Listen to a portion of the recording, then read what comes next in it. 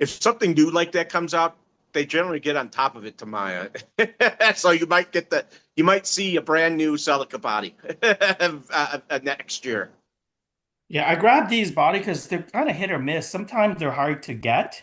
Like sometimes they're, to me it makes a kit, TT01, TT02, or XV01, whatever you call it. Yeah, it comes with a nice body, and then they don't release the body until like a year later. Oh, really? Yeah, like they release the car, but they don't release the body right away, Or Well, sometimes a rare body, like an old Mercedes or whatever, like from TL01 series, and wow, look at that. You're just, so I said, you know what? I'll grab it. Yeah. they're bringing back out the old Mini Cooper body that everybody's been wanting to see again, but it's on the I MB01 chassis. well, if they do, I want one.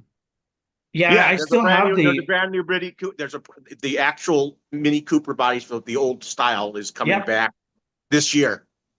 Yeah, I have that the short wheelbase Mini Cooper, like the original, let's call it Mini Cooper. Yeah, they sell it. They're selling it with the MB01. That's a Yeah, cool chassis. I bought an MB01. I built the Alfa Romeo. It's Yeah. actually mine's right there. But I need a new body for it. It was wrecked when I got it, but I need a new one. Well, keep an eye out. It should be out very soon, Frank. I'm waiting for Sang to get one like that. I can trade it with the bus.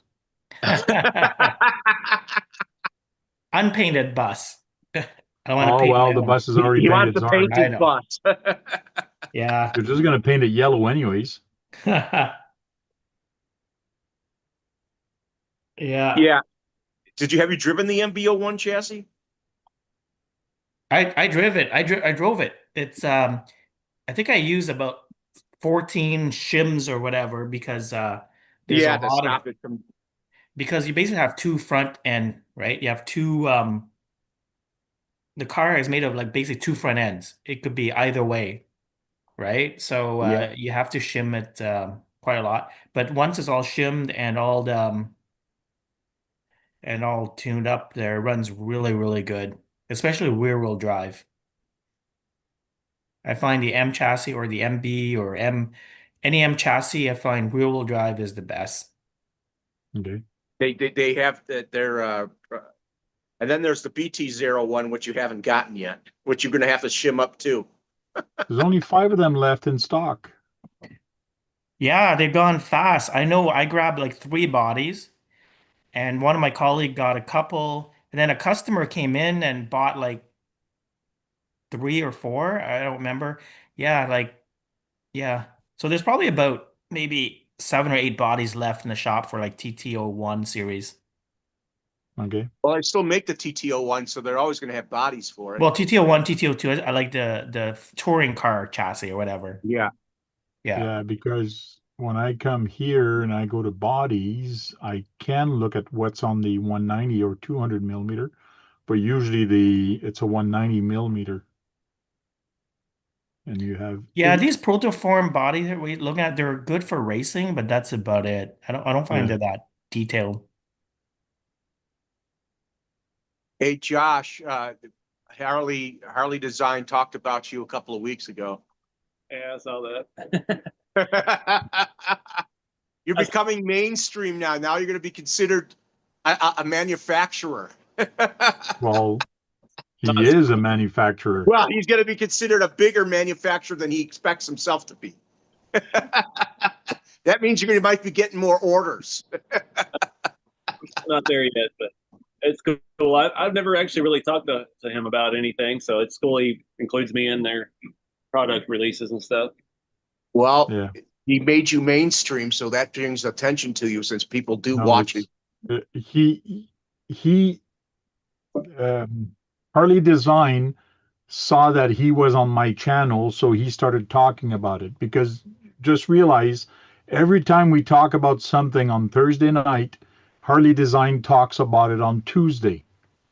I didn't know That's he what he followed did. us. I didn't know he followed us. I'm just teasing you. I'm No, just but teasing. no, But but I've had him. I've had him here on this channel before, him and a couple guys, so it's all fun. I like teasing. I just thought that would bring in more orders. It might have. Any publicity is good publicity, Exactly. bad or good. Do you Listen. own Cow RC? And you got that niche. You got that niche going. Yep. It is good to have a niche, but a niche, but it kind of double-sided blade, I think, because there's less people that do those. But if you have a product that more people want, then it's better. So he's got to diversify his product line to attract those people, and I think that's what he's done with his shop truck. And I bet you, as soon as he came out with that shop truck, he got a shitload of order. Now he's got to come up with something else that's going to be even better. The shop truck is still the #1 selling kit. I guess. Over the hot rod. Over Oh, over the yeah, rack. I think it would be. I completely agree that you'd be easier selling those. Hey, Sang, why don't you show that truck again that you painted? Because you were showing it off. There's not a lot of lights here. So good. So you did a fake faux wood in the back? Okay. Nice. Yeah. I also did little details like around the door, like Okay. more depth or whatever, paint It's around. name brand. It's handles. Yeah. The windows, the doors, yeah, the little blacking around the doors. Yeah, I see that. Yeah, they're not hard. It's pretty easy, just with like a paint marker.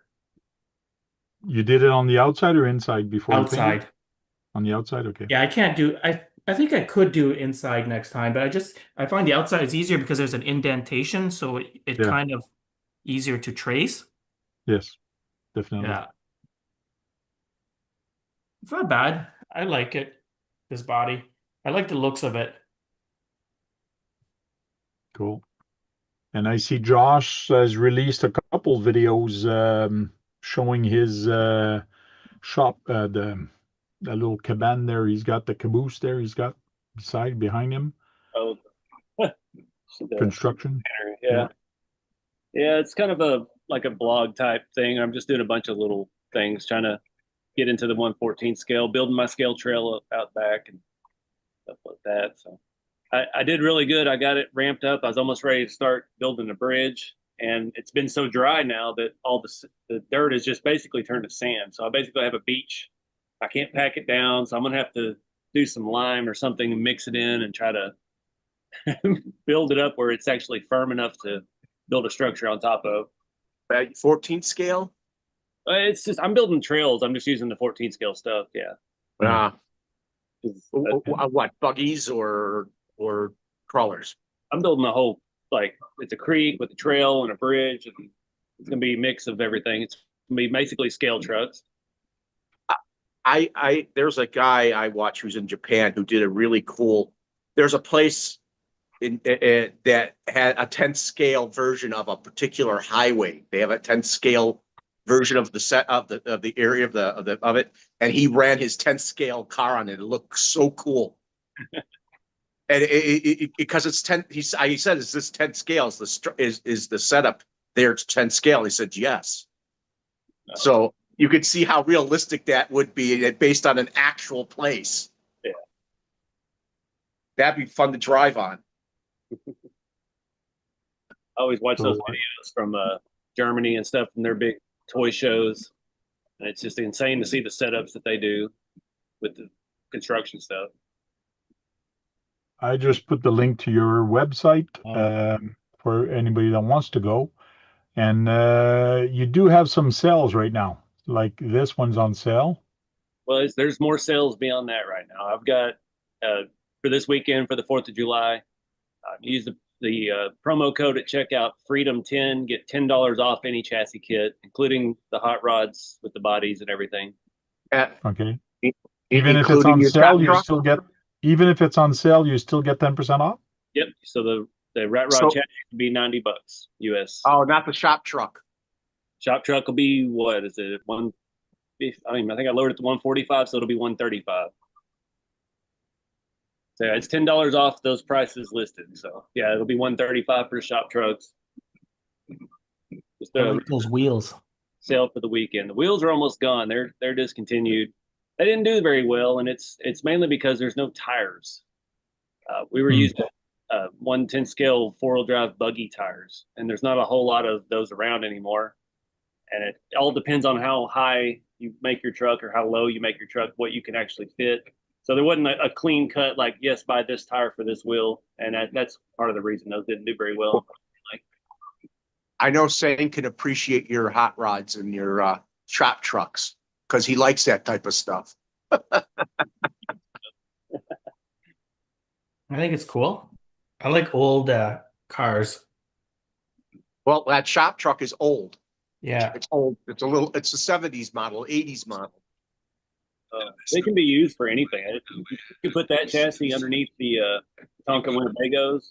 You can put it underneath the Oh, wow. Toyotas.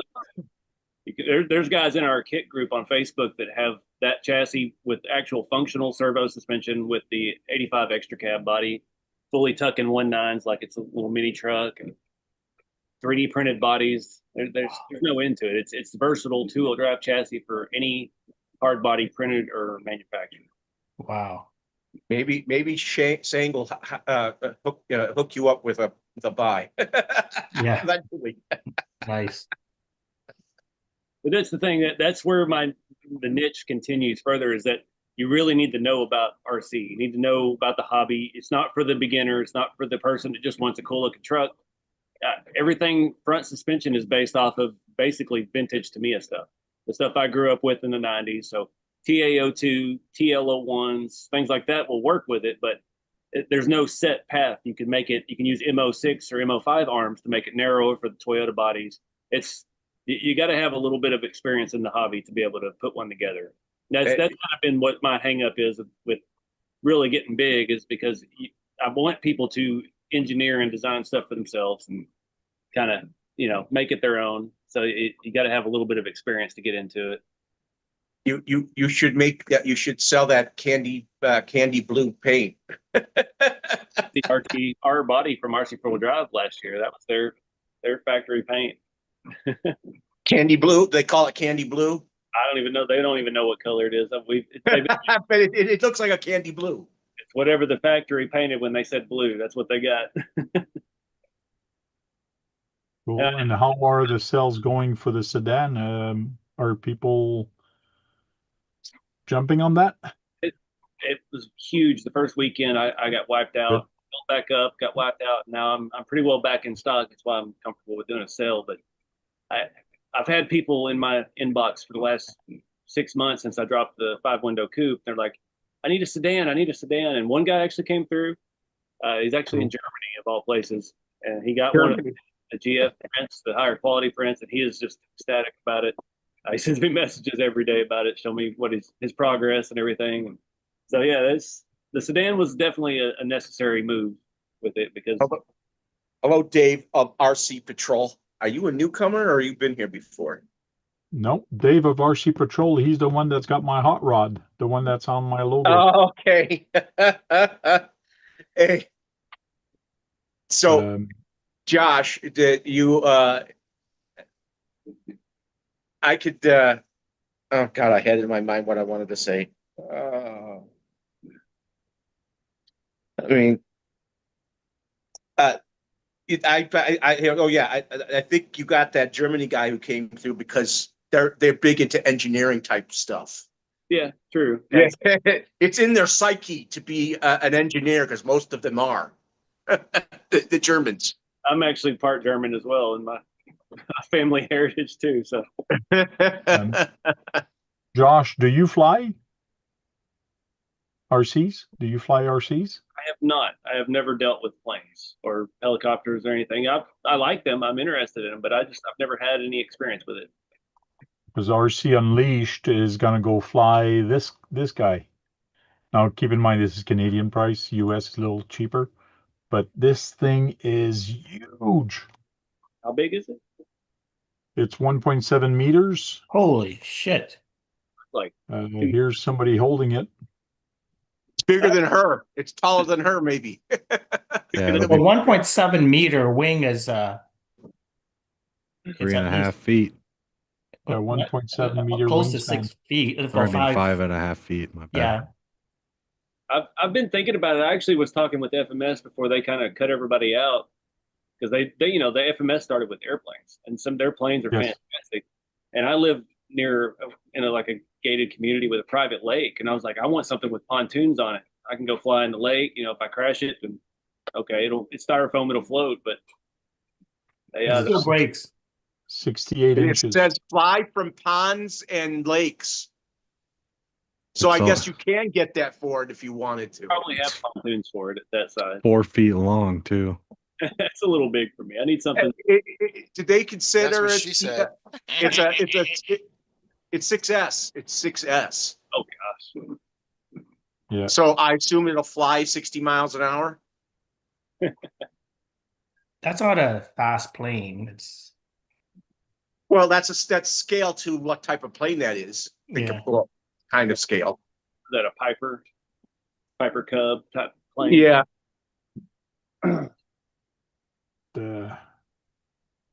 Let us know how it goes, and please try to take some videos. Yeah, I'll send you pictures if it explodes. I wish more people would get in here and talk. More people would get here and talk about other things than crawlers and on road, because this is RC talk. So if people want to talk about quads, if people want to talk about custom hot rods, anything, we can talk about it. I bought a fairly easy to fly helicopter. I don't care about helicopters. I don't want to talk about. No, I'm just kidding. No, like it's pretty scaled. It's actually here. Yeah, I saw a bunch of them at your store, so, and they're only one prop on top, and This. it looks cool. Oh, that one, yeah. Yeah, this is like cheap. It's about $100 US. It's very easy to fly. It auto lands and you could just take off. More for indoor than outdoors. Oh, really? I did fly it outside with probably I'd say 5 to 10 miles an hour wind, but that's it. Nothing more than that. I'm just opening the box here. Comes with a nice box. So they've kind of Everything's packaging here. drone technology into the helicopters now, so they're stable. They can land themselves. They can do smarter Yeah. stuff. Cool. Put cameras on them, or they might even come with cameras. Nice. No cameras, anything. Very easy to fly. Basic transmitter. I don't know, 4 channels, I believe. Oh, they come with a box too.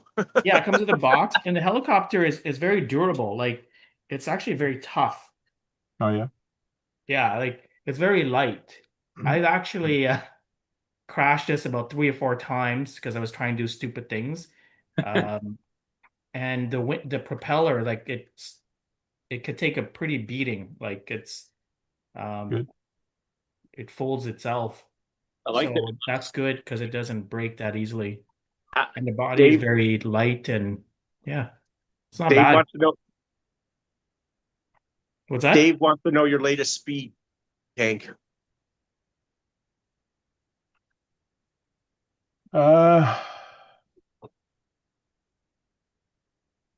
My latest speed, I can't even remember. Let's go see. I bet it's 40 miles an hour. Right? That's an assumption. So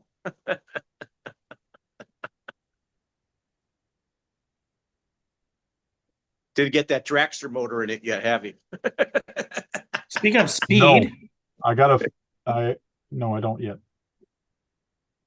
speaking of speed, Brad, I put a 9.5 turn in a TT02 buggy. and I bet it's I get an insane, ad. isn't it?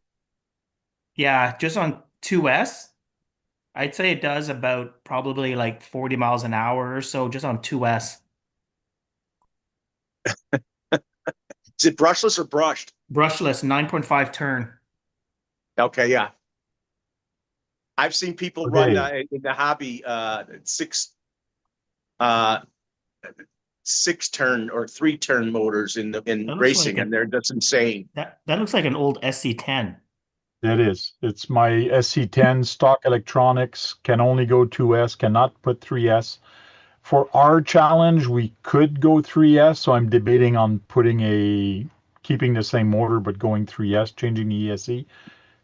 I don't know. So I'm thinking I'm going to stay there. I did change the pinion to a much bigger pinion, but this time I went.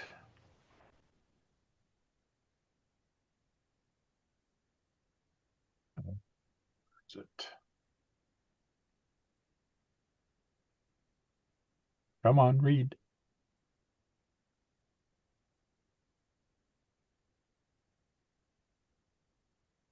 There, Brad, 34. 34.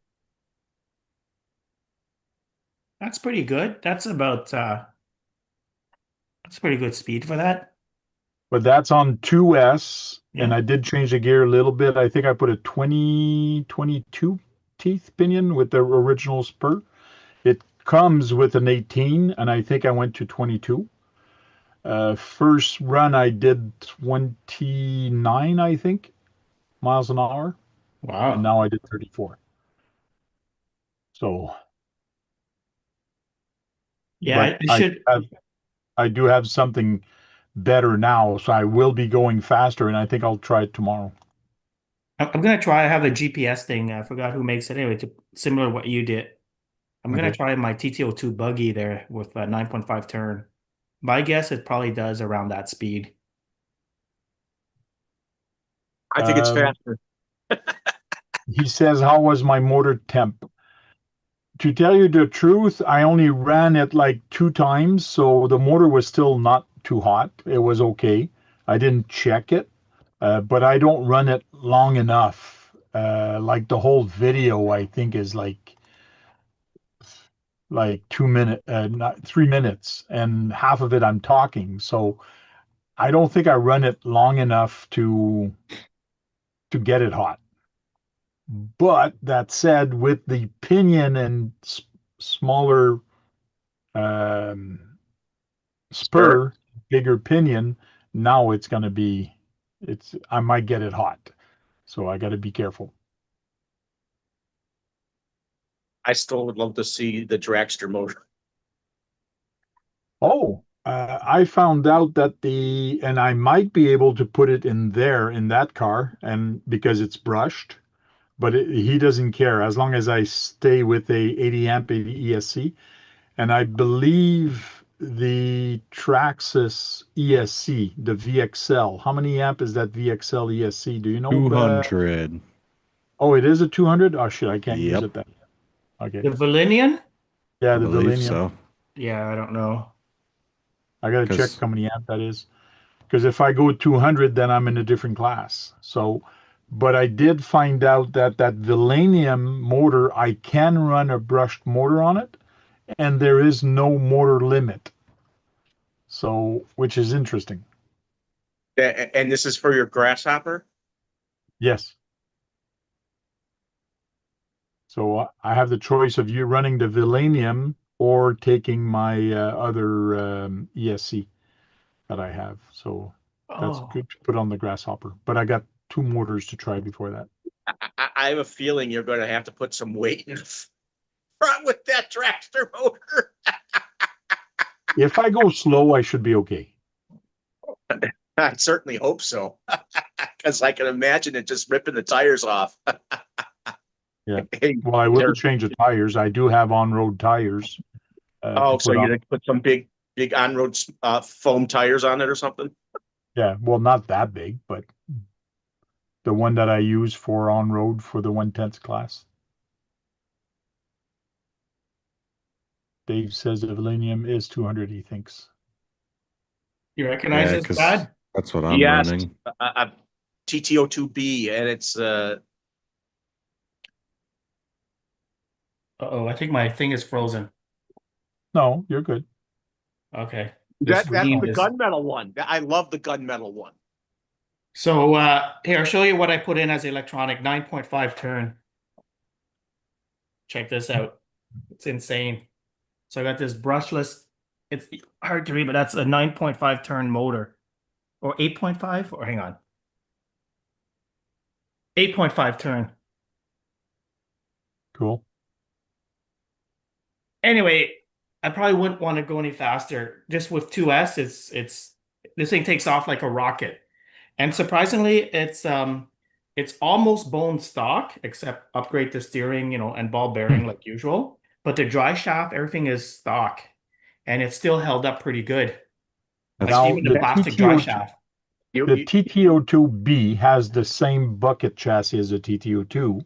Yes, The towers are different and the yes, A-arms are different, right?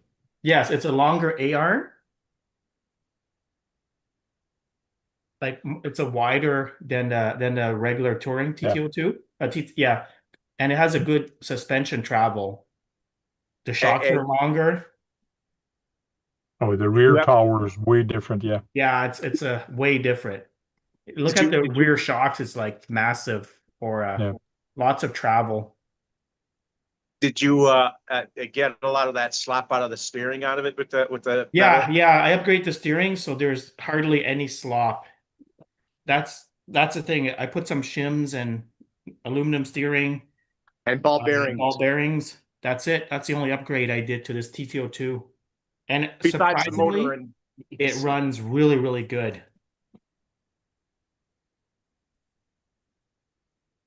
Yeah. Oh, nice. That's a TTO2 buggy. Wow. Yeah, you got the upgraded shocks. He almost got the same motor as you do. No, that's a Yeah, that's a silver cat. brush. That's just a 540. Oh, I thought it looked like a brushless for a second there. It has the aluminum, like a bunch of aluminum and carbon fiber battery Oh, strap. nice. Those And you shocks go are and put nice. Yeah, I like them. an Amazon red servo in there.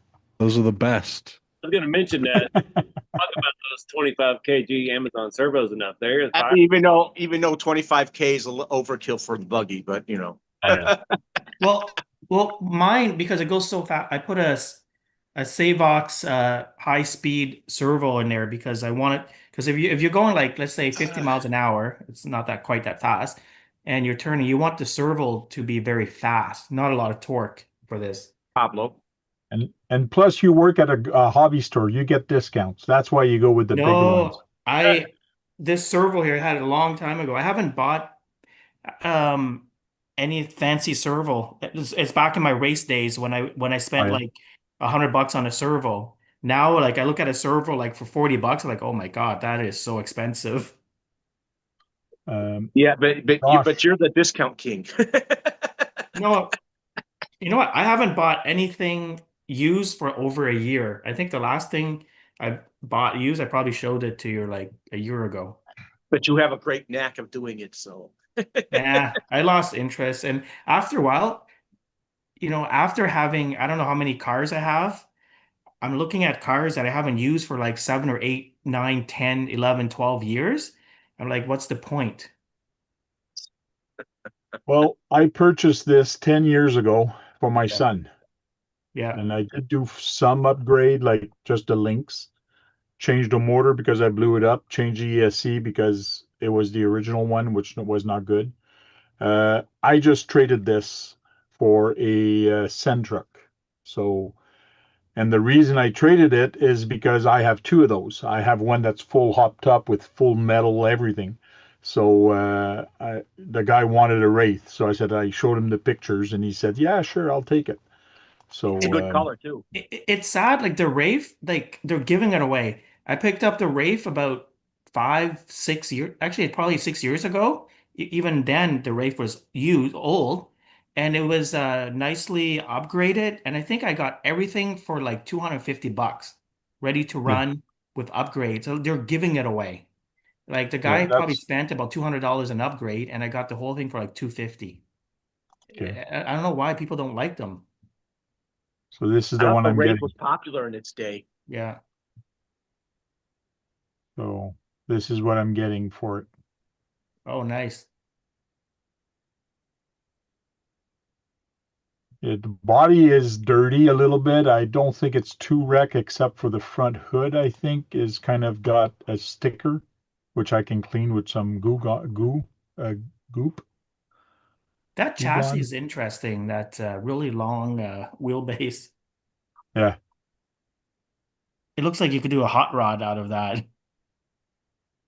Huge. dualies. It is long. Yeah. Drag truck. It would be an 8-scale hot rod. Yeah. Right? Right, Josh? That But 8.5 turn isn't that like That's 5,800 overkill for kV? that. for what? Oh, 8.5 turn? Yeah, Oh, it's like that's high up there. 5,300, I guess.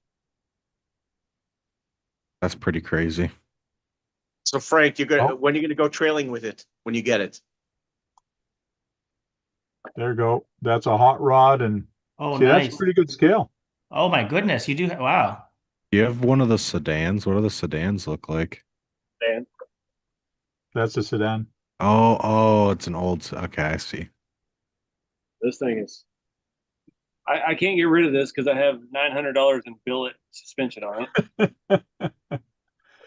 Who does all those upgrades? Those billet? Who does that? That's all Sin. That's all Sin Racing.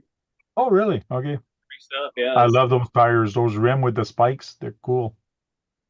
thing is, it's got custom printed bumpers front and back, and a whole bunch of mess. The whole bumpers SLS printed Are Wow. the bumpers available online for print? from 110 Rod Shop. Okay. What was the last time you ran that, Josh?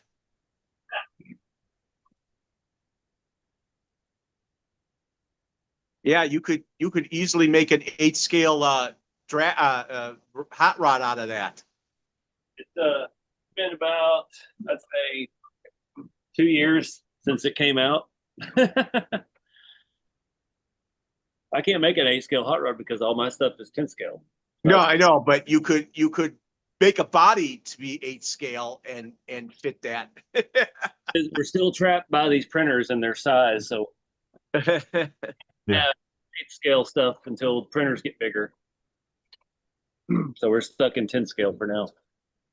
And that's where everything's at too. Like it's There's- all There's some big printers, just not from Wait. bamboo.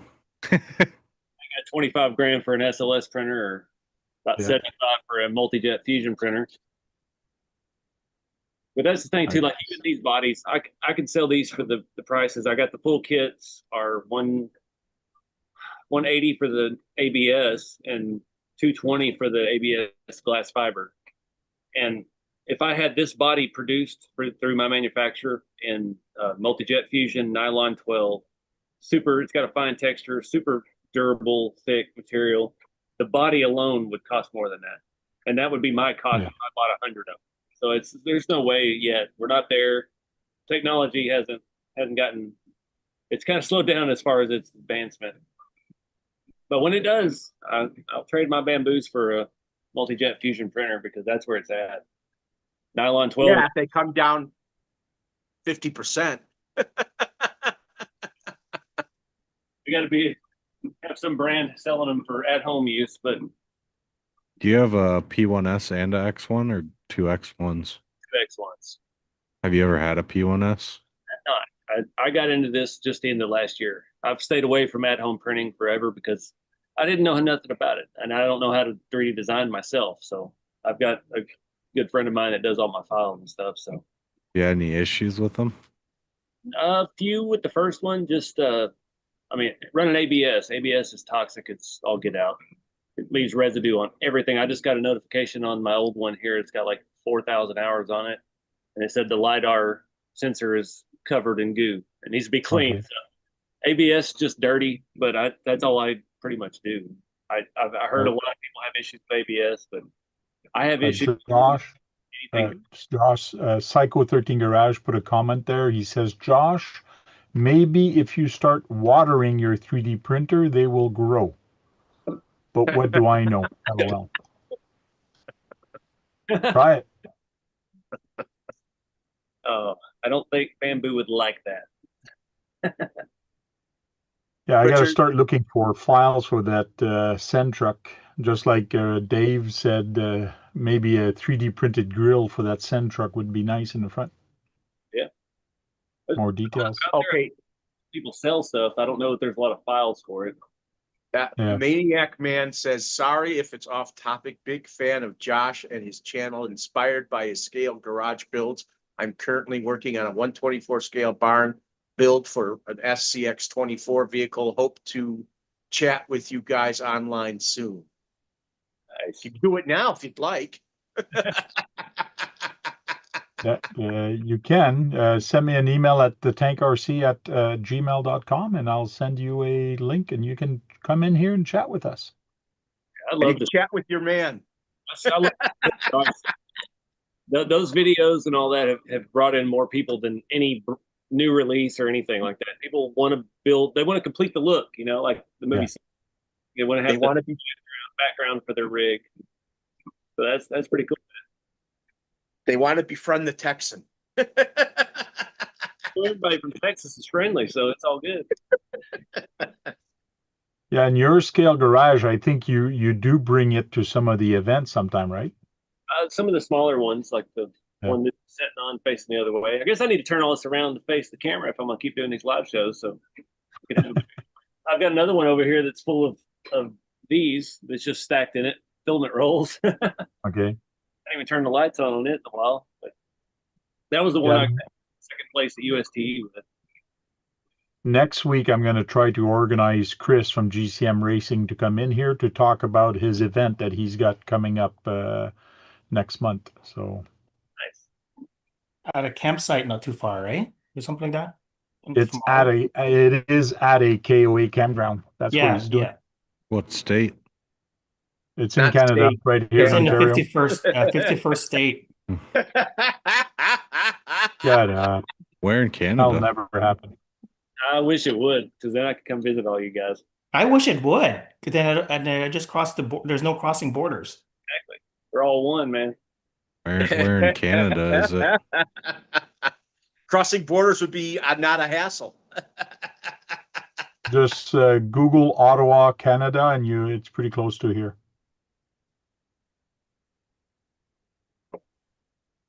We're all going to Google. I thought Chris lived an hour from you, Tank. Yeah, it's about an hour 2 and a half hours. from my place, but Almost still, 2 hours. But still, for him, it's drive another hour, an hour and a half. It doesn't really matter. You know, And everything around where Frank and I live, it's all about an hour and a half drive. Yeah. Oh, that's over on the East Coast. Yes. If you were in Winnipeg, I'd be like 4 hours. Oh, only 1,700 miles for me. 26 hours. I've done worse. Took me longer to get to California, honestly. Canada's Pick too me up big. on the way by. Oh, yes. I'm only like 4 hours from Canada, but I'm probably 15 from Ottawa. just think, Frank, just think what a nightmare it would be to travel long distance in Alaska. Well, I'm only an hour from the New York border. What is Robert doing? Oh my goodness. Was that painted or was that pattern from the 3D printer? Oh, No, that's no. He used a pattern to do that in the paint. actual lace fabric to Yeah. lay it. Like you do on the real hot rods. That's cool. Like leopard pattern. That looks amazing. That technically is not a rat rod. It's not dull. It's not dull or rusty looking. Doing that, but he didn't tell me he was going to do it in pink. Robert's a wild man. He's one of the admins in the group. He helps me manage that Facebook group a lot. So I appreciate him. I actually sent him that. That was actually one of the defective prints from back in the day. Okay. So here it is. That's the campsite. Off a lake. What's the name of the lake? Here's the campground. Should have an address. Where the heck's the address for this thing? More. Renfrew. It's KOA Campground. Yeah, it's Renfrew KOA Campground. my good friends owns a KOA. So I don't know if that's going to work in the chat, but let me just put That looks in the like chat. for golf there. Yeah. Oh, Yeah, they it's have the all kind of Retro Ottawa different West stuff. KOA journey. What kind of camping y'all do in Canada?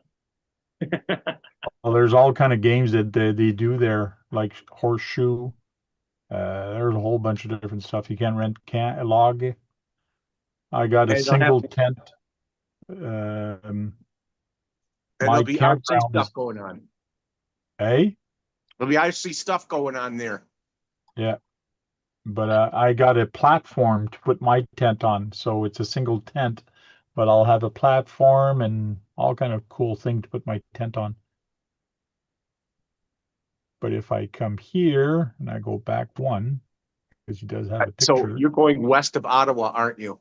Yep. Yes. So see, there's a splash pad, a jump pad. You can take a walk, mini putt, driving range. Got a playground for Brad. Basketball. The playground. Yeah. How about His event, he's supposed to be over here somewhere. This is where we're going to do it. And there's a whole bunch of different woods at that KOA campground. So it should be interesting. I'm surprised. I wonder if you'll have radio control boats on that lake. Yeah, of course. I'm going to bring my boats. I picked up 2 boats, not this winter, last winter, the winter before. And I have to, one is a tugboat and the other, which is jet boat, tugboat, jet boat. And the other one is a jet boat that's a little faster. So Yeah, I'm going to try. You're going to be on the. You're going to have to go. You'll have to drive from this side of the park to the over there just to get to the lake. You're going to have to do a little driving. It looks like That's because okay. you're not going to want to carry that stuff that distance. No, but I can put it in a car, drive with the car right by the beach, unload. That's what I'm When trying to say. there's a You're going to will, have to there's a drive way. across.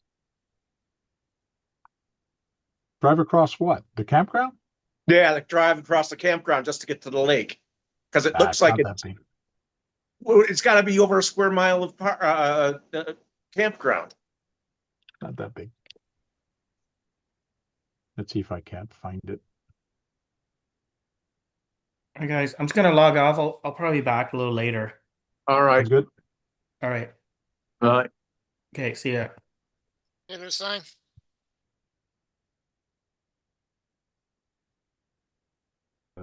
KOA.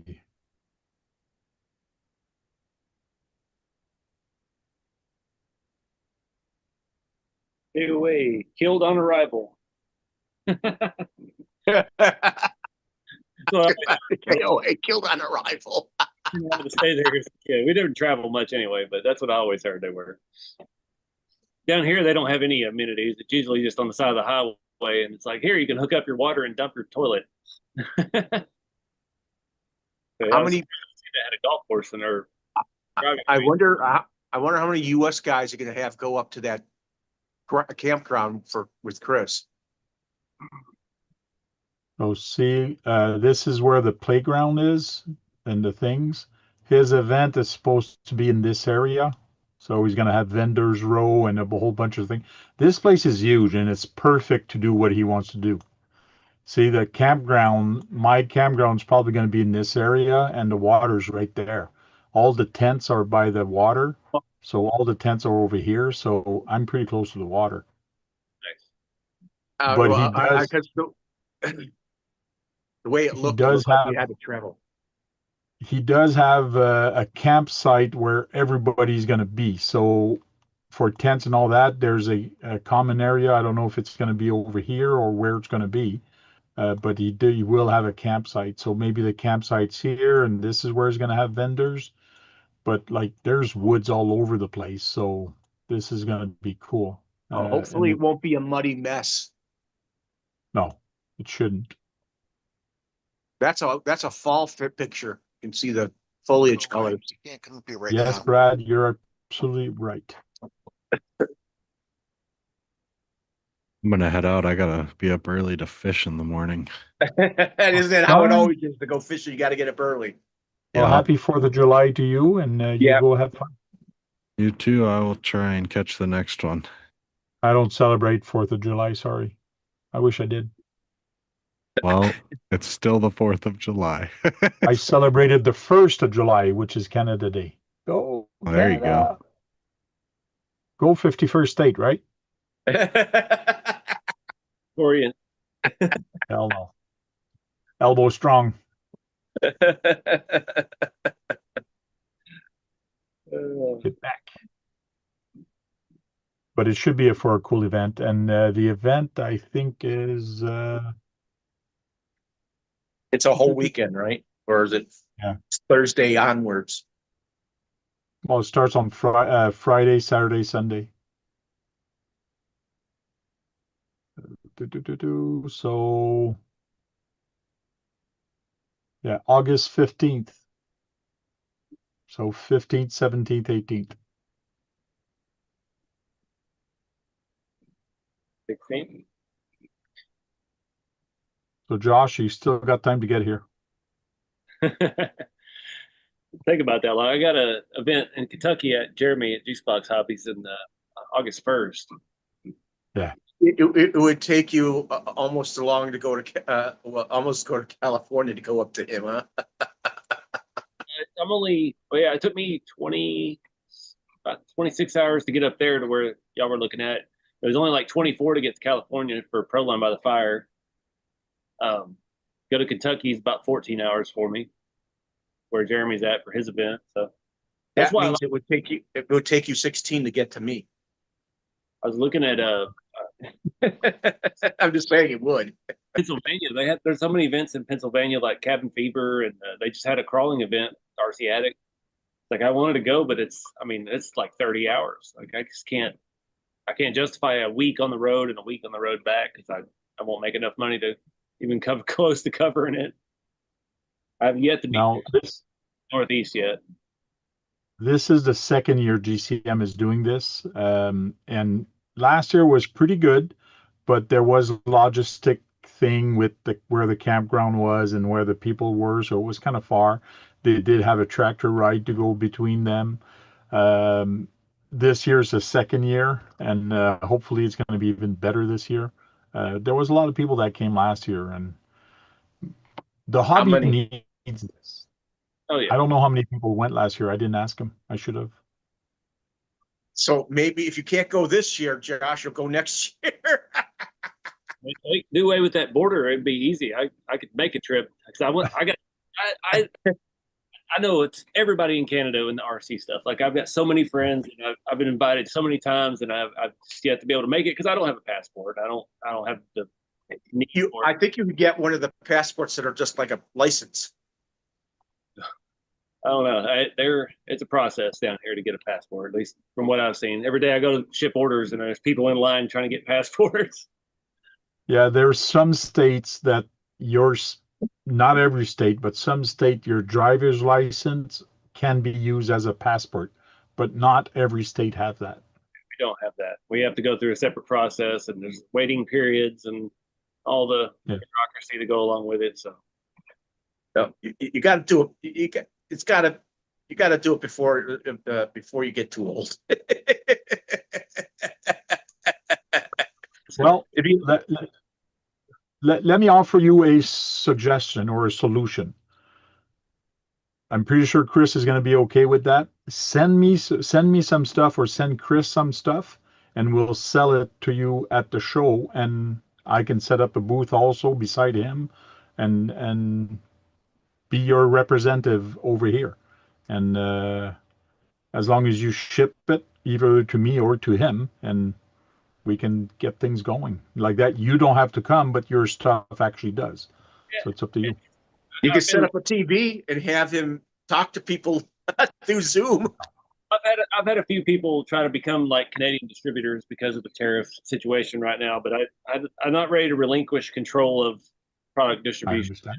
to anyone. But I appreciate the offer, and it's for an event that's different. It's not just like a shop or Yeah, I don't want to be a distributor, but just to represent your thing and to have a display of stuff and have stuff available. Like if you have 4 or 5 kits, I'm sure they would go over there. And it just means you do have to pack everything in Purelator in a box in a big crate or whatever, and then ship it here. And then when I'm done, I got to ship it back. So it's up to you. Tariffs with the shipping, even they're they watch that stuff. Yeah, that's what sucks when you use shipping and tariffs. But if you knew somebody that was coming down, they could have it in their car and not say it's for sale. It's their stuff. There's ways to get around it, but it's tough. I learned about it when I went to or what was it in Michigan, the Gauntlet, Great Lakes Gauntlet. Yep. Had a lot of folks from Canada who came down. They explained how that all works. I have a good understanding. Dave says enhanced driver's license, EDLs, or enhanced identification cards, EIC, allow you to land or sea travel to Canada, not here. I gotta take a boat. What? No, by land, by car, you're okay, but not air. or water. So do you have the enhanced driver's license? I have one with the star on it because I'm from Texas. A star. There's a lot of confusion because every 50 of the states has their own different things. So I don't know if I do. They said if ours had a star on it that we were covered. So I don't know. I have a star on it, but I'm from Texas, so it has lots of stars on it. But it's the Lone Star State. So the problem with all of this too is it could change on a whim. But right now Yes. with the tariffs and Trump and Carney, it's back and forth. There changes on a daily basis. So just let the cards fall and see how things work out. But yeah, that's definitely something I want to do because I've been obsessed with Alaska and the North Arctic Ocean, seeing some of that stuff, being in the Arctic Circle, back from my overland camping period I went through. So I want to explore that. I want to ride the train from America to Alaska and see all of that the Northern Rockies have to offer and stuff. So one of these days. just not and drive an RC. Just hope a polar bear doesn't take shine to you and want you.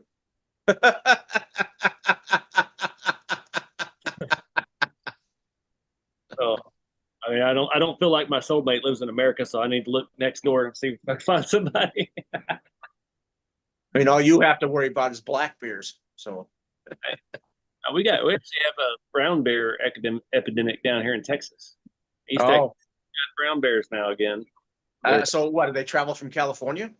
No, or the Rockies? Actually came from Appalachia, from the East Coast. I didn't know we had brown bears in Appalachia.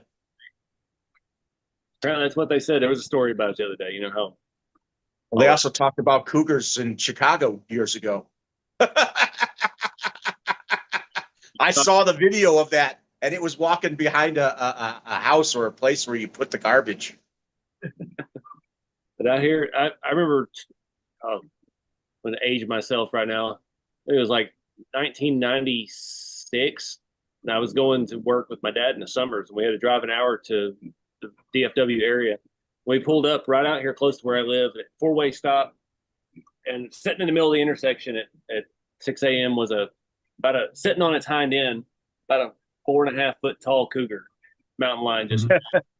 And that was that's my first encounter with nature. And I was like, I looked at it and it was looking at us, and it looked both ways up the intersection, and it just took off running. I was like, all right, we live in the country. I got it. Well, this cougar was in Chicago, in the city proper, and it didn't kill anybody, but they killed it, unfortunately. They should have trapped it and put it somewhere else. It probably wasn't. You should check with RC Addict to see if he's coming down for this show. Like that, maybe you can give him a couple kits to bring down. I don't know how close you are with him, but there's another way. He's actually working on right now a chassis mount kit. They had already kind of done it because GCM has the scale transmissions, Yep. but I saw that. scroll drive specific, they have 2 different holes that none of the others have. So he's working on a mount with GCM, and he kind of had a prototype, but I was like, it needs to fit all of the kits. It can't just fit the rat rods because, we're just constantly developing, so it needs to be a little more versatile. So I sent him some stuff, and they're working on that. So yeah, I keep pretty close contact with Ryan. That much. So some of Chris's stuff can fit your hot rod. Because RC4 Drive is always out of stock with the R4 transmission. So Chris has some of the GCM transmissions. So we're trying to find a way to make it work. So there's alternatives to help customers get the parts they need to finish my kits. So they get his transmission and they put it in the front, just make it a 2-wheel drive, of course. Yeah, it'll all be 2-wheel drive, just like all my kits. It'll just be a bolt-in situation where you can buy the GCM transmission, motor plate, and mount, and then you can just mount it into any of my chassis kits. His transmissions can take brushless, right, Frank? Yep, no problem. Yeah, they all can. I mean, no dig toward GCM, but they're all the same thing. They're all dimensionally the same. I think GCM's has a slightly different gear ratio, but it's all steel, aluminum housing, steel gears. So yeah, they can take some power. I get that question a lot with the kit. So like, can this take a 3S with a brush or a Hobby Wing Fusion Pro? And I'm like, yeah, I've done wheelies Fusion Pro with a 3S on mine. You remember those automatic transmissions? They have that, like in the bell housing, they have that circular, like a donut thing, but it's kind of it's thick. I can imagine that. I can imagine that being worked on to be into a rear control car, to have have one of those in there, the torque converter. Can you imagine having a torque converter in one of those? That is can you spur gear make up torque converter and that scale transmission? That's how it works. It's the same thing. No, I'm just saying, because you could have like 3-speed torque converter or something. You know what I mean? It's yeah, all that stuff is definitely can take some power.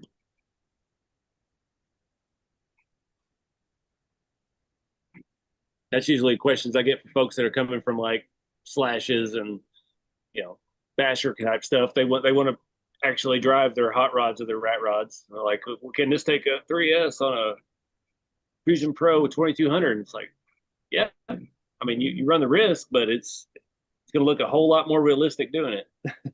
Yeah. But I can imagine eventually people wanting to drag race your hot rods. I've had so many people talk about that. I just haven't had all of them in one place at one time. That's the thing. Like, there's people all over the country, all over the world that said these would do that.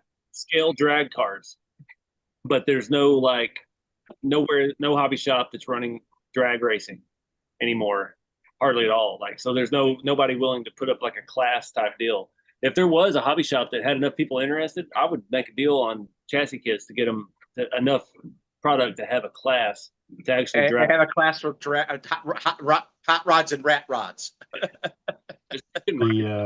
Dave said, put power in the wrong hand and they will break anything. True. Very true. It's like I was doing donuts with my semi truck tonight. Okay. How'd that go? Everybody told me when I built the Globe Liner 2 weeks ago that the Fusion Pro was the wrong choice, that I needed to go with Holmes Hobbies and a 1080 and do the crawler stuff. So I put the Holmes Hobby, I got a 35 turn Torque Master Expert, $53 engine with a 1080 ESC. And it was, I would say, at least twice as fast as the Fusion Pro was. Oh, yeah? Donuts You until also got 3 gears, which makes a difference. Factory transmissions on both. No, but it's a 3-speed transmission, and the change of speed is very significant. But it was pretty much even, except the top gear was way faster with the brush motor than it was with the brushless. Oh, yeah? I was very surprised. I thought it was going to be a lot more tame, and then I kicked some donuts, and I was like, "Oh, cool!" And I did it again, and I flipped the truck on its side. But luckily, no chrome was damaged in the process. Mirrors caught it. I do have Nightbot working, and he's doing advertising for me. But another thing, if you put Shoutout in one word, it will put a link to your YouTube channels for everybody's in the chat. And also, if you put weather and the town that you're at, it will put the local weather of where you are. That's the only place where we can talk about weather is in the chat. Dave says, have any of you used an 880 Hobby Wing dual brush ESC? When I get to my I would like to get an 880 for my clod when I get to it, when I get around to building it. But they're like $50, aren't they? I do have one of those ESC here, but I have no truck that I can run dual motor right now. So Oh, I but got you it had on a trade. you have a Right? clod. Yeah, but you can't. To run dual motor, you gotta do something to it, I think. They go opposite directions, don't they? You got to forward spinning and Oh yeah, reverse. there is a dual two motors on axle. Yeah, true. But what is the benefit of running that 880 compared to the one that comes with it? What would be the benefit other than running more amps? More amp. Because the other one is a 40 amp. I believe the other one is 40 or might be a 60 amp. The 880 is an 80 amp. Other than that, what's the It's advantage? waterproof, and people like to run them in the snow. Not worth it for me to take it all apart and just swap the ESC just They're so I great have snow one. machines. They're great in the snow, the clods.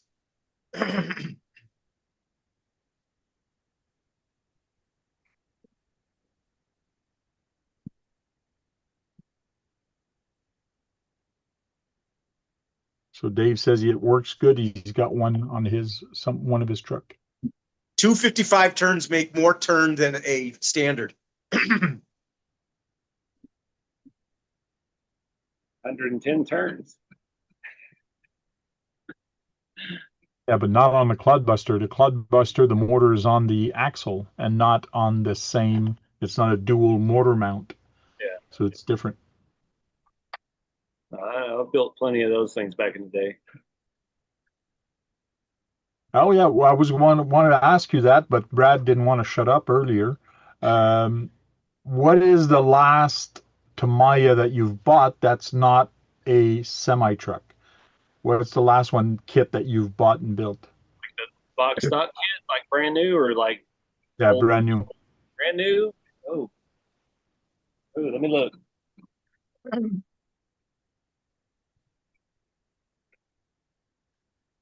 Yeah, Dave, I remember seeing that truck that you built with a dual motor. That was kind of cool. That was ages ago. Non-vintage stuff. The last Tamiya kit I bought was a MO6 Beetle. I've got a couple of those. The last Beetle? parts card because I was using it for parts for the Winnebago shop truck build because those front arms and stuff all worked, spindles, knuckles, all that. But I do have It was an MO6. MO6. I got an MO6 Beetle with the cambered out rear. It's got vintage HPI. I'll show you the damn thing. It's got vintage HPI Cup Racer Porsche Fuchs wheels. Oh yeah. Tires there, cambered in the back. It is the grandson of Dirty Money.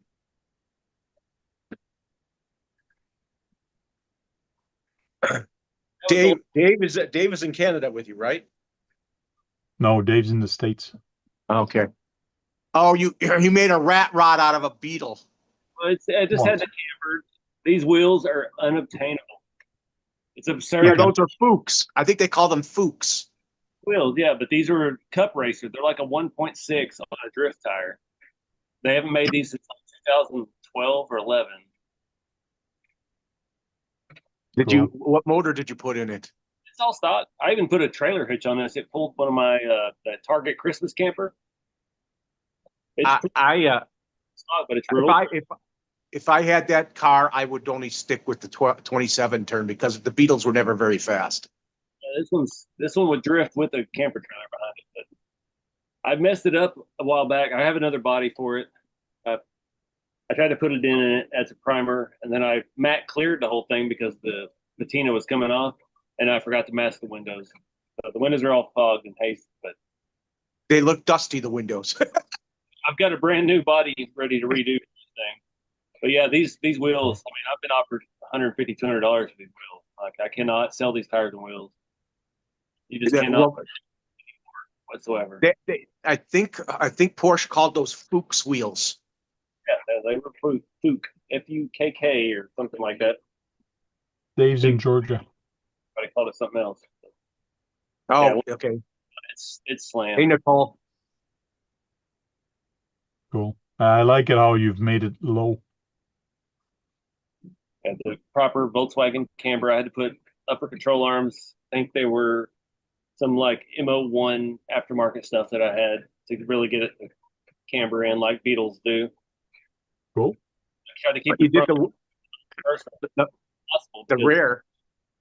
The Beetles, when you narrow the beams, your axle, your tire is still straight up and down. So that's how the real ones were.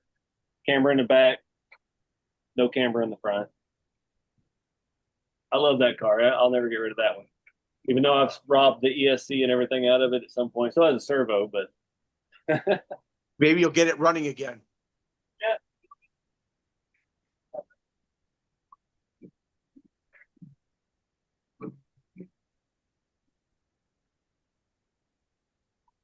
See, Josh, this is an old crawler body that I had, and I got a full interior in there now. It's kind of hard to see, but I built a dash. I got seats. I took a TTO2 and I put a metal plate here because I actually extended, and you can see a hole here. I extended the chassis so it fit better the wheelbase on this. What wheels are those? These are GCM beadlocks, or not, yeah, GCM beadlocks. The one he was selling, it was full, and then you could put inserts in there. Okay. Those are the GCMs, and these are 3D printed hard wheels that GCM has done for me. Nice. And then we put his beadlocks on it, and this is only rear wheel drive, and it's a TTO2, but I've changed the shocks. They're 18 scale shocks that's actually going into the A-arm, because the shocks are usually in front, but because of the hot rod look, I couldn't have them there, so I had to change location. And Okay. they look scale. They look scale with it. So I actually put them in the A-arm and put it behind there, and I had to build this mount to mount the shocks on top. Nice. What's And that? what? I told Frank he should use the 18 scale off of an 18 scale vehicle he had. He said, okay. He just said, I said, those would look good. I said, those would be proper for it. So why don't you try that? We couldn't find the way to fit it. I said, maybe try some 18 scale shocks. So because the way the front end is, I had to change the way the front shocks were.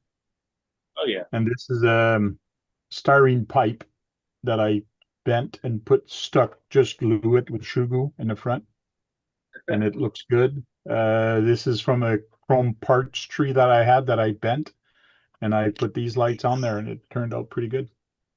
Nice. Frank hasn't run it in a long time, but you know. Some things you don't. I got a wall of scratch built rat rods back there that I've only driven maybe 3 times in their entire life. They're too delicate. And this is my buggy, my Herbie. Nice. Now a lot of people that build this as a Herbie and get the stickers from eBay, but I did the roof. This is a canvas that I painted and I stuck on there, and underneath I got toothpicks to actually help me do the bumps. Nice. So Heck yeah. turned out pretty good. I love how the rims turned out too, because they're white and silver. So I actually blocked, come on, too bright. I actually blocked the center, and then I painted the rims white. When I think about it, white works better with chrome. There's a better look to it than it is with black. I just think white does better with chrome fittings. Yeah. Just remember something I got to show you. Let me dig it out here. Got my Square Body Syndicate smoke box and my Roadkill. And I do have the Flower Power van, but that one I really slammed down. This one is very slammed.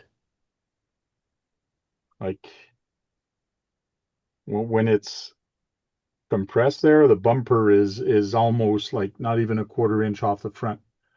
So that turned out pretty good. And I did put some crossbars in there. I don't know if you can notice, but there is some bars in there that actually, yeah, now you can see them. Add some support. Yeah, because this body rattles a lot. And right now it's completely fixed. It's nice and stiff. It does not rattle. So when I'm actually driving with it, you don't see the body going like this because the arms for the body are so long.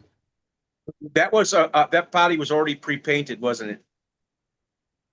Was it pre-painting? I think it was.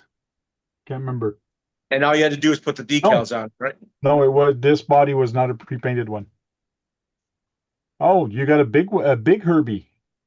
I got this is the original Hot Wheels. I powder coated this and baked it in my oven in 2003 or 4 when I was married, living with my ex-wife. And yeah, I found that in my thing the other day. But yeah, it's actually an oval window Hot Wheels. It's got real rider tires. I cut it up, took it apart, got the sticker kit. But yeah, I just thought you had the Herbie, so I thought I'd show my Herbie. Too bad you didn't make Cool. it ready to control, because you can make ready to control that size. 2003 or 4, man. They have And lights and everything on them. You could put lights and everything on them. I've seen 80th scale ones, 187 scale ones that have all the lights and stuff and all the moving parts. for my first powder coating experience. I'd spray it outside and I'd take it in and bake it in our oven and I'd cook dinner. Probably explains a lot. All the toxicity of the chemicals. Oh.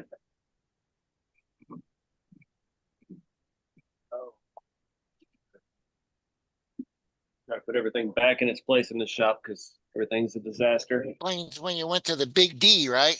You don't mean Dallas. No, I did that when I lived in downtown Dallas, actually, in the Big D. No, I mean the Duckman. divorce, the Big D divorce. We lived in the Big D at the Big D.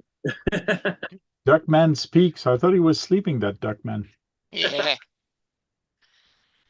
We used to live. We had a loft in downtown Dallas. We watched homeless people fight in the streets over scrap metal. It was a wild time to be alive back then. It wasn't Fort Worth and Houston and all nearby to Dallas. Dallas Fort Worth is. Houston's a few hours away south. I Dallas, thought two of those big cities were actually not too far from one another. Dallas Fort Worth are basically one giant metro area, bigger than any metro area in the country.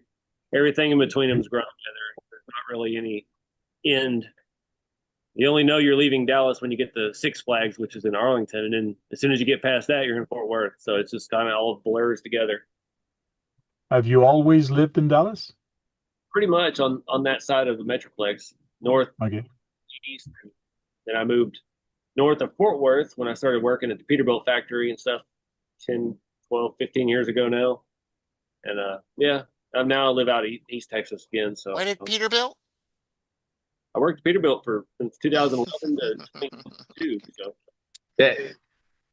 I mean, the Dallas and Fort Worth are considered a wealthy area, the wealthy areas of Texas, aren't they?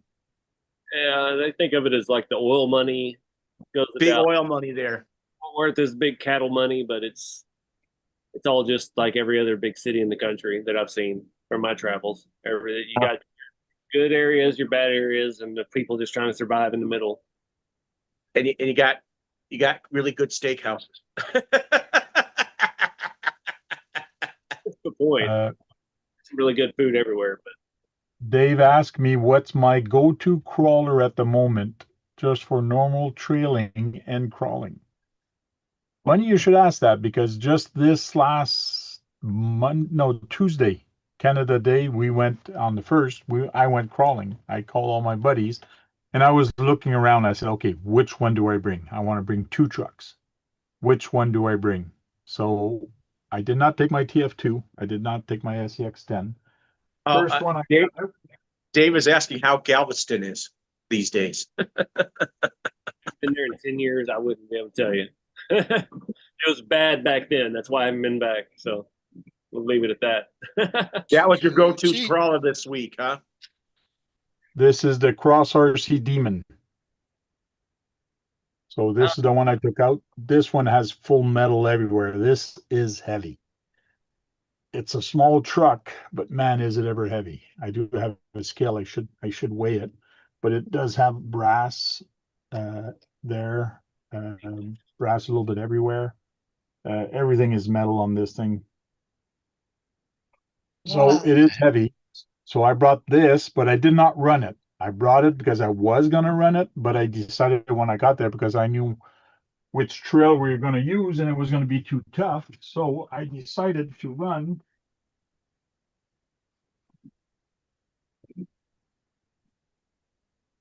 this guy. Now this guy is running droop right now. So it's on droop, but it is basically a Gen 8 on a carbon fiber Predator chassis from UGRC. So UGRC made a chassis that you could just take all the stuff from the Gen 8 and put everything on there. So this is a Gen 8. There's the axle. That looks like a Texas truck. I did put brass knuckles front and rear on this. That's the only brass that's on there. And this is in theory, my comp truck. So this is the one I run. And it is on droop right now. So Dave wants to know if there's portals on your Betty. Yes. yes, Those are there is portals. portals. This is the Gen 8, and the Gen 8 does have portals. Peter, I am running a panhard bar, so that's why when it drops, it does not drop straight. But if you 9-pounder. So those are my two trucks right now that I take crawling. But I do have other crawlers, but this is the two ones I decided to go with. I really like this one. This one is pretty capable.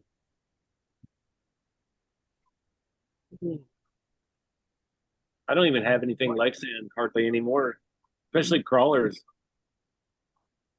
This is the one I'll take at GCM racing. There you go. Tiny tires. Yeah, tiny tires. This is a C-Max chassis. Nice. That fits that good.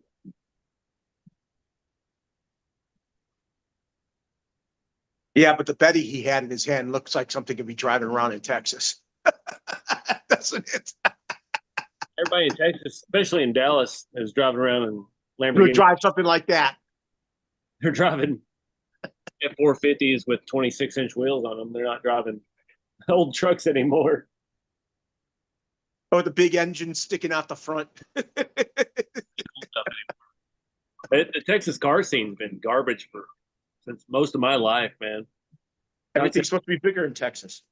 Yeah, it's bigger trash. It's all about money now, especially up here in Dallas. Everybody's got the new cars with the new wheels and the any level lifts and all the BS like that. Nobody does old stuff anymore. And if they do, it's all like numbers matching, original, this or that. It's like there's no custom, it's just restorations. Restoration has always been popular because you get big points and you get, and they go for big money if you want to sell them. That's all it is. It's about money. I just know the stuff I liked as a little kid ain't the stuff that's popular now. So ain't the big money stuff. Hey, there is money involved in the hot rod industry. I mean, that specially made hot rods and stuff like that go for big money too. And those they act like, I mean, they can go for big money like a classic car. Yeah. Okay, Brad, try to stay RC. I know the hot rod and talking about class 1, thing like that. Just try to bring it back to RC if you can. I will tell you, I'll bring it back around. Proline by the Fire, I met a person I talked to online. His name is Will.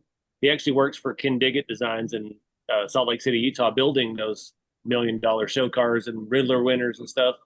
But he's actually in RC. He had I don't know if it was a TF2 or an SCX10, but he had a Toyota body and he had TIG welded his own cage. But that was cool. Right. That kind of brought it all together for me. And Cool. I'm surprised he never bought one of your vehicles. oh, he did.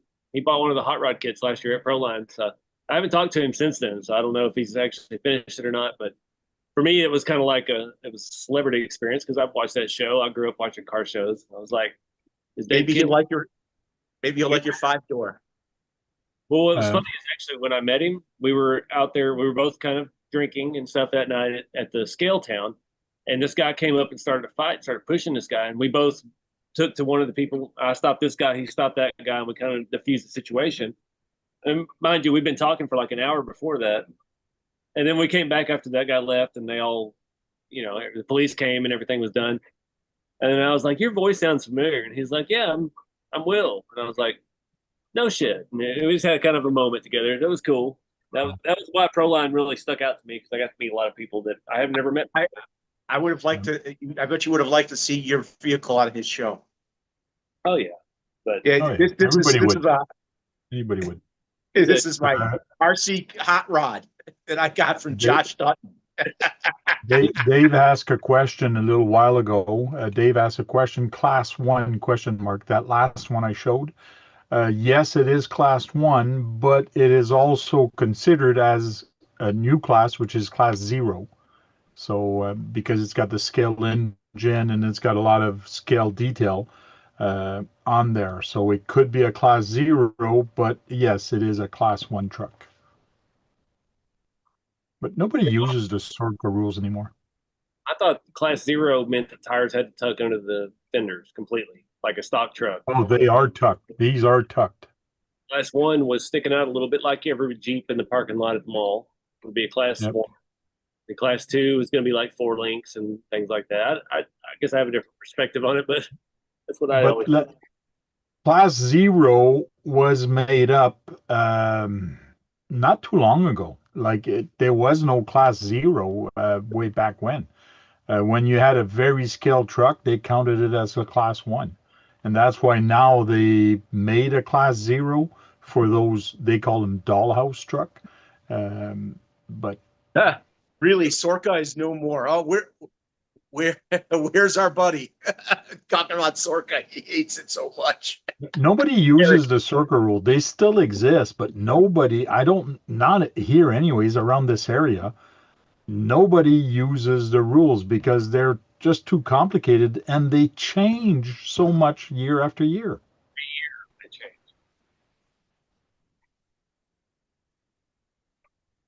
Well, I South did Queens. South Queens. trail stuff. You don't have to have any rules. You just go out, trail with your buddies, and have a good time. There's no points. There's no competition. It's just build something cool and play with it. Yeah, And well, I would like to see, like Frank does, he hasn't done it in a long time, the Ottawa crawl at night. I like to see that done with your hot rods. That crawl downtown Dallas or something with RC. that's what we did with the Crawl for Canada Day on Tuesday is we went out. I invited a bunch of people. I said, it costs nothing. Let's just have fun. The rules are you can't touch it with your hand. We play the no hand of God rule, which means bring a tow rope, and if you tip over, get a friend to put you back up. And everybody was playing that, and they were having a blast. Like some guys are saying, hey, don't touch your truck, and then he was coming and it was trying to help it, and it's fun when you play that game. Yep. Everybody wins a trophy based on the scale level of their building. It has nothing to do with the driving or the experience. That's just the fun part. You just get to come enjoy what you've built. I could see your vehicles trailing behind a float in a parade. We don't have any parades out where I'm at, but that would be cool. I've been to a couple car shows and stuff like that. I did that with Sin Racing a few years ago. They had a big truck show, and I had the F4. That gray F450 used to be on air ride, so I could raise it up and down and do all that stuff. Yeah. People were their damn minds at the real car event, seeing the toy with air ride. Well, that's what I put on this truck, on my co-truck, and it's on a Cross RC with a dually, and I got 4 servos, and I can play with the suspension. It's kind of cool.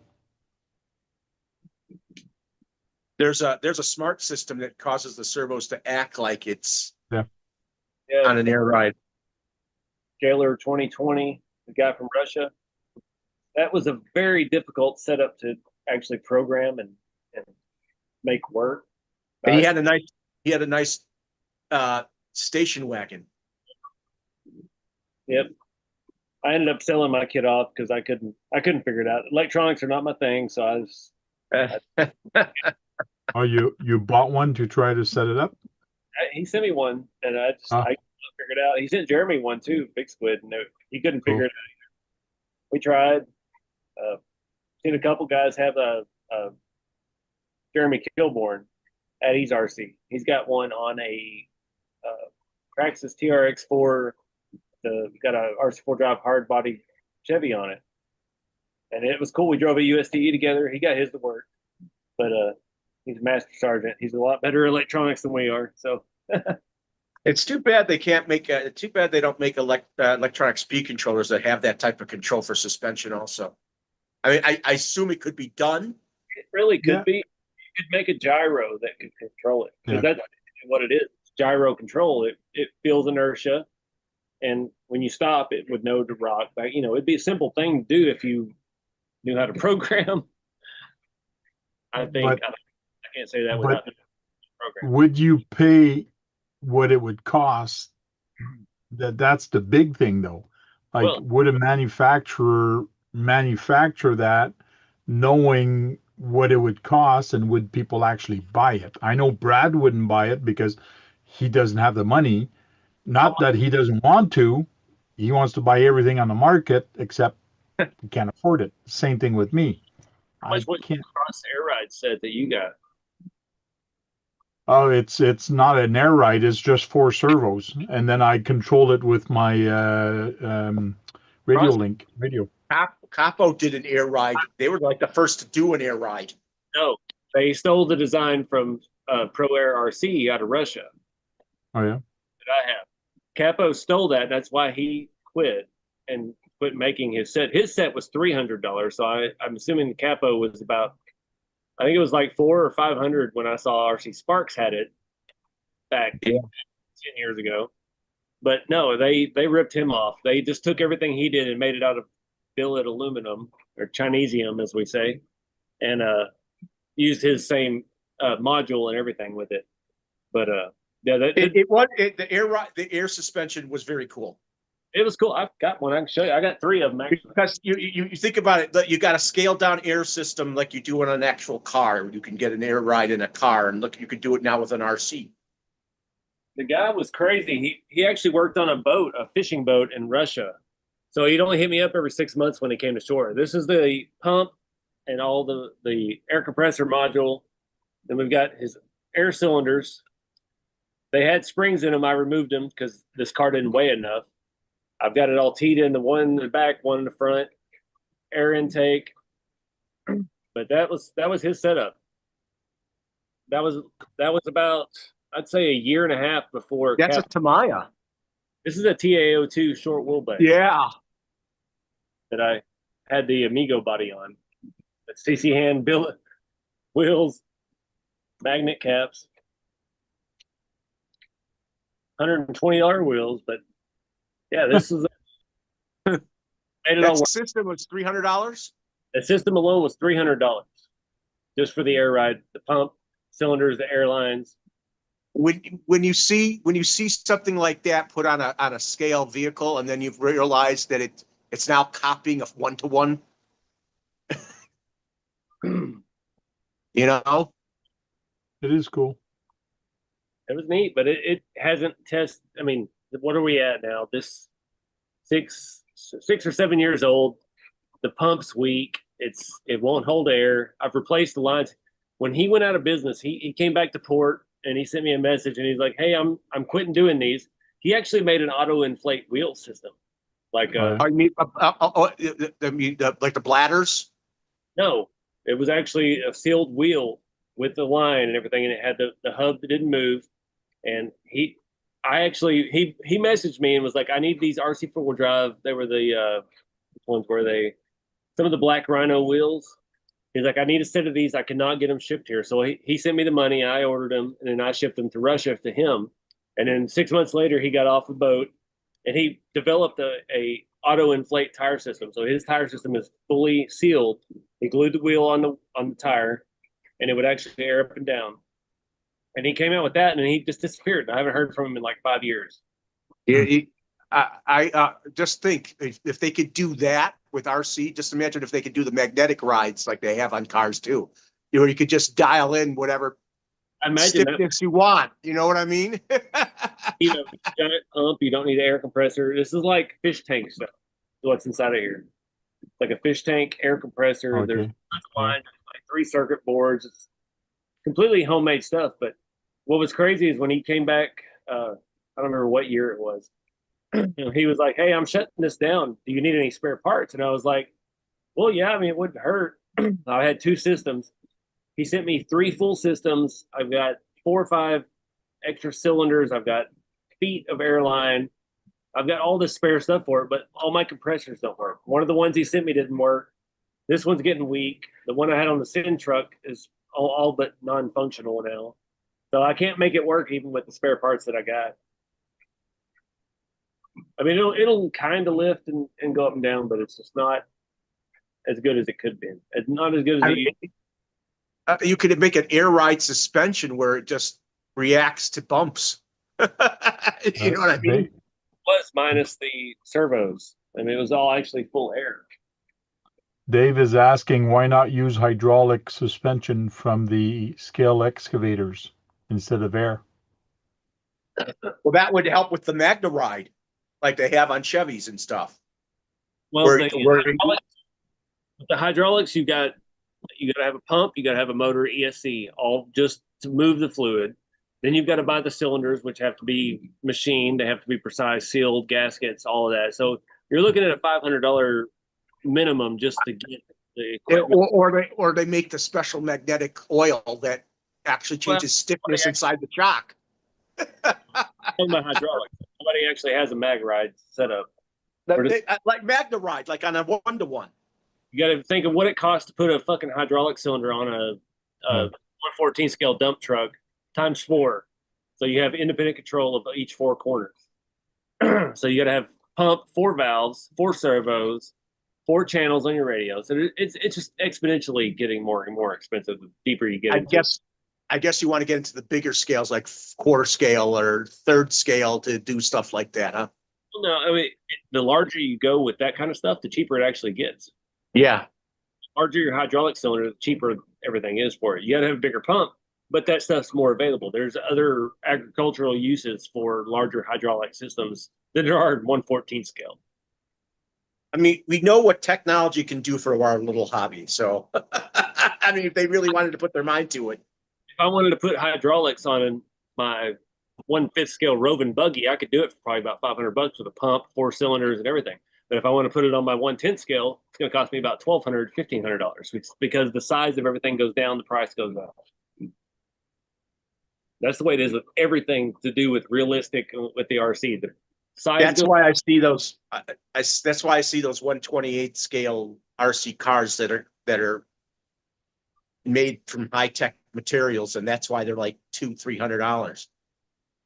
I don't even know which ones you're talking about, but the smaller the stuff, like it's either really crappy or it's really expensive. There's no in between yet.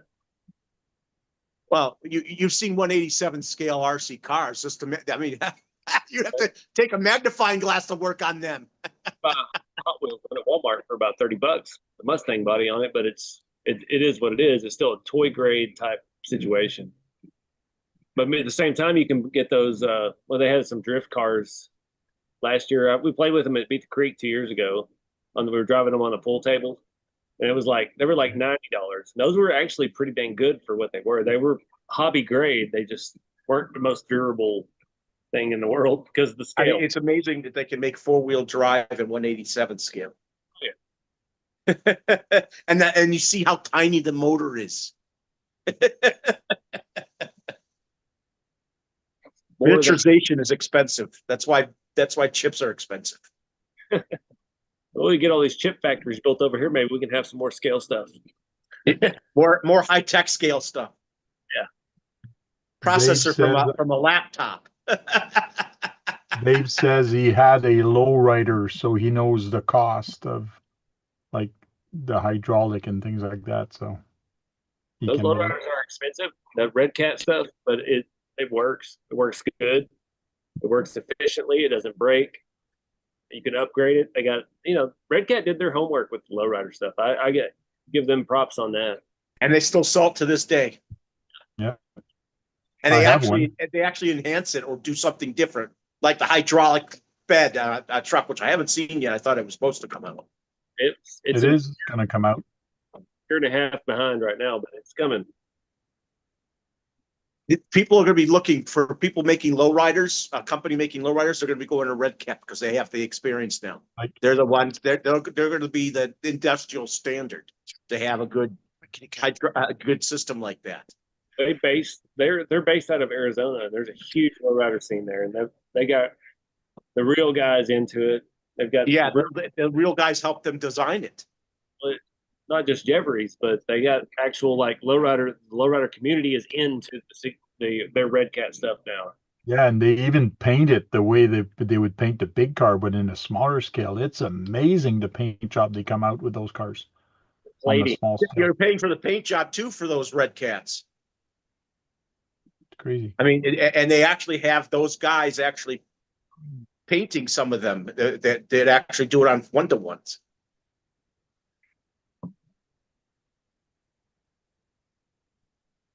Dave says he had a full-size scale one, not an RC one.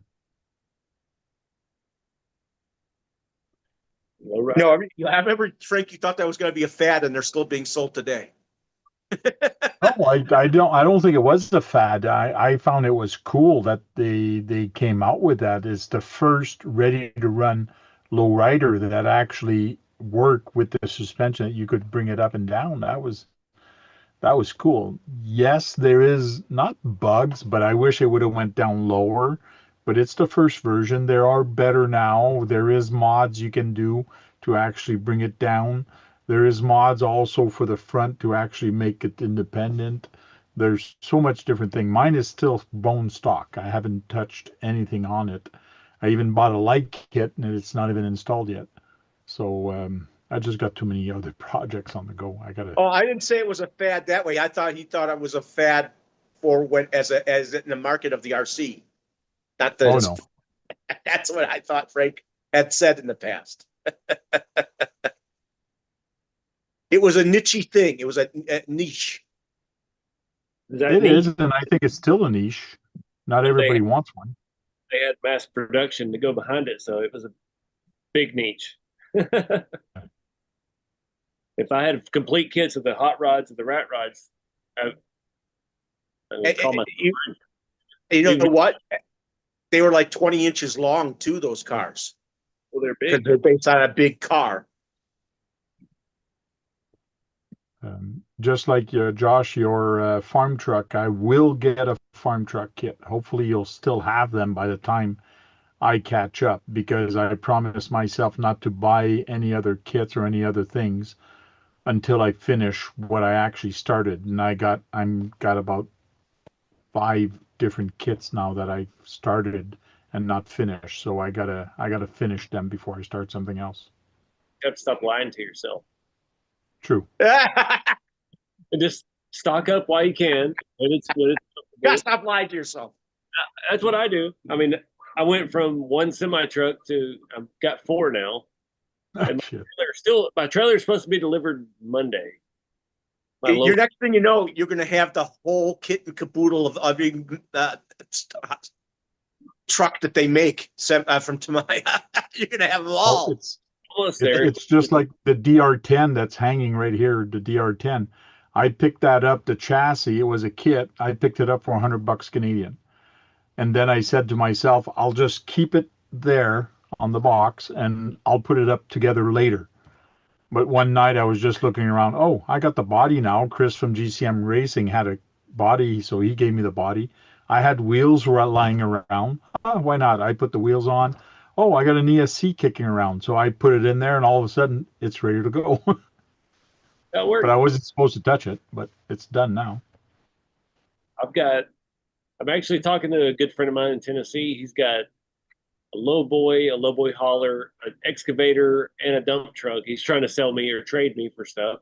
I can't. Yeah, we're working on it. Don't know how that's going to work. There's one on Marketplace near me, another day cab king hauler that I'm looking at. You think if I were to make one of those semis, I would have to get all the I'd have to get all the electronics to make its noise, get its lights. It would be a thing for me. I get you. If you're going to spend that, I mean, the kit's already pretty expensive, but you're gonna for something that looks like that, you want to load it up. See, what I'm hoping for is that I'm going to meet some people at nice events, and they're going to be like, "Hey, I'll install all this sound and function and stuff on here for you for X amount of dollars, so you don't have to deal with the wiring because you suck at wiring." And I'll be like, "Sweet." And it's an actual wire harness, like a 1-to-1.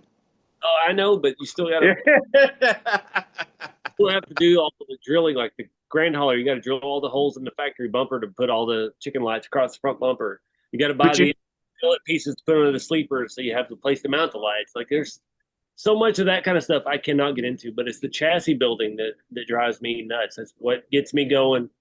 I love the engineering of it, how it's so similar to the real trucks, and as you know, I share all my experiences from building the real trucks, and that's just where it's at for me. But I do need like sound, I do need vibration and all that stuff with it, but we'll get there eventually. You need to get yourself a free Tamiya catalog so you can see all the trucks that they have that you might want to eventually buy, since you like them so much. Yeah, you can get that catalog for free, by the way. I don't want any of their European trucks. I don't want the cab over Scanias or Mans or any of that stuff because we don't have that here. Everything I've grown up around, everything I built, the globe liner was the stuff my mom built when she worked at the Peterbilt factory when she was pregnant with me. And then all the grand hauler is the stuff that I built. And the night hauler and the night hauler, the king hauler. Freightliner, but that's just kind of an FU to the Peterbilt factory because we weren't allowed to say the F word at the factory. We weren't allowed to say Freightliner. That was the F word. At the Peterbilt factory, we could not say Freightliner.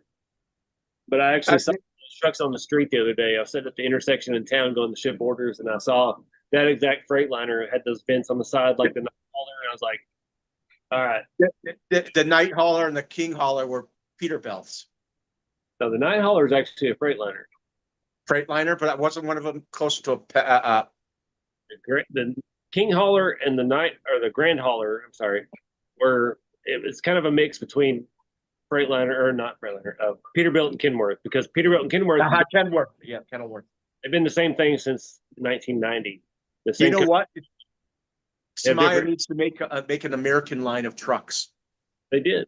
They need to make more American line of trucks, especially of the new style trucks that they have out, which are more aerodynamic and all that type of stuff. You know what I mean?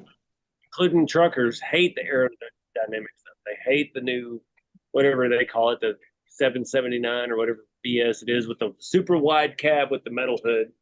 Like that's not a 389, it's not 379, it's not the old school stuff. I mean, they could make more American trucks, like based on the Kenilworths and the Peterbilts and all that type of stuff. Yeah, if they got actual branding, but hell, they'll probably do a Tesla semi truck. Freightliner, Mack. What about Mack? They got to do a Mack truck. You need a Volvo. But Brad, if you're a manufacturer and they're still selling what they got, why bother making a new body and trying to sell those when the ones you have sell? Market wise, it makes sense what they're doing right now. Things are selling, so they're moving. Why make another one? I just bought a night hauler kit 2 weeks ago. I got a king hauler. I've wanted the night hauler kit since I was 17 years old. So, you know, I just bought one. So they're still selling. Like you said, they've got I just say like the body styles that were old, that like the Macs and stuff like that. They haven't done a Mac type truck. They haven't done a cement mixer or anything. because Macs were always like heavy duty. They were heavy Okay. dump trucks, heavy cement mixers, stuff like that. Pablo says, I am building now a Tamiya Ford Aeromax, enjoying the process. Cool. Can't find those that easily. So that's Yeah, pretty. those take a long time to build. Doesn't the transmission really take over an hour of your time? Not that bad. 3-speed. It's like I'm talking about the 3-speed. 3 speeds. Got one spare. No, I would think it takes over an hour to put one of those together. Unless you gotta follow make the YouTube video and then it's wrong and you have to take the whole damn thing apart again. Because the sliding around. That's a 3-speed. Yep. Yeah. 3 racks of gears in it. Got 2 arms on this one lever that slides back and forth. Yep. And is it hard to put? How long does it take for you to put the transmission together? A couple hours. Yeah. I had to do mine twice because I watched the YouTube channel and they did it wrong. It wasn't mine. No, it wasn't yours. Did you The paint it problem red? is, No, this one came out of one of the other trucks. I've been swapping the transmission every time I build a truck. So this is the one I'm left with. It's usually black. It bolts together. You got 2 plastic halves, and then you have a metal Yep. frame, aluminum rods that go through it, and then you can Where do you put the ball bearings in? And if you want the ball bearings in the transmission, on the end of In the the shaft. transmission. at the end of the shaft, yeah. but not with the gears on the inside. No, because the gears all move because it's 3-speed. You got arms, just like a regular transmission. You got shift forks. Move gear, 3 sets. So Keith was watching the video and he started at the beginning. So he didn't pre-watch the video. He just started watching it. And then almost at the end, the guy says, "Oh, I screwed up." Like Yeah. instead of Like, editing his "Damn!" video and put a warning, "I screwed up at this point. Please go to the end." No, he left it there. So Yep. he built it, but did the screw up also, and then he had to take everything apart to fix it. Yep. And Keith's like, "You mother!" I'm like, You well, I think- got to going take it there and apart all of a sudden- again. Let me build it one more time. Cover up. I took the cover off. I can't believe there's no ball bearings in those gears. No, it's only at the ends. Yeah, it's only at the ends. They slide right through on a shaft, second shaft. Trying to get it moved here. See, the shift forks move.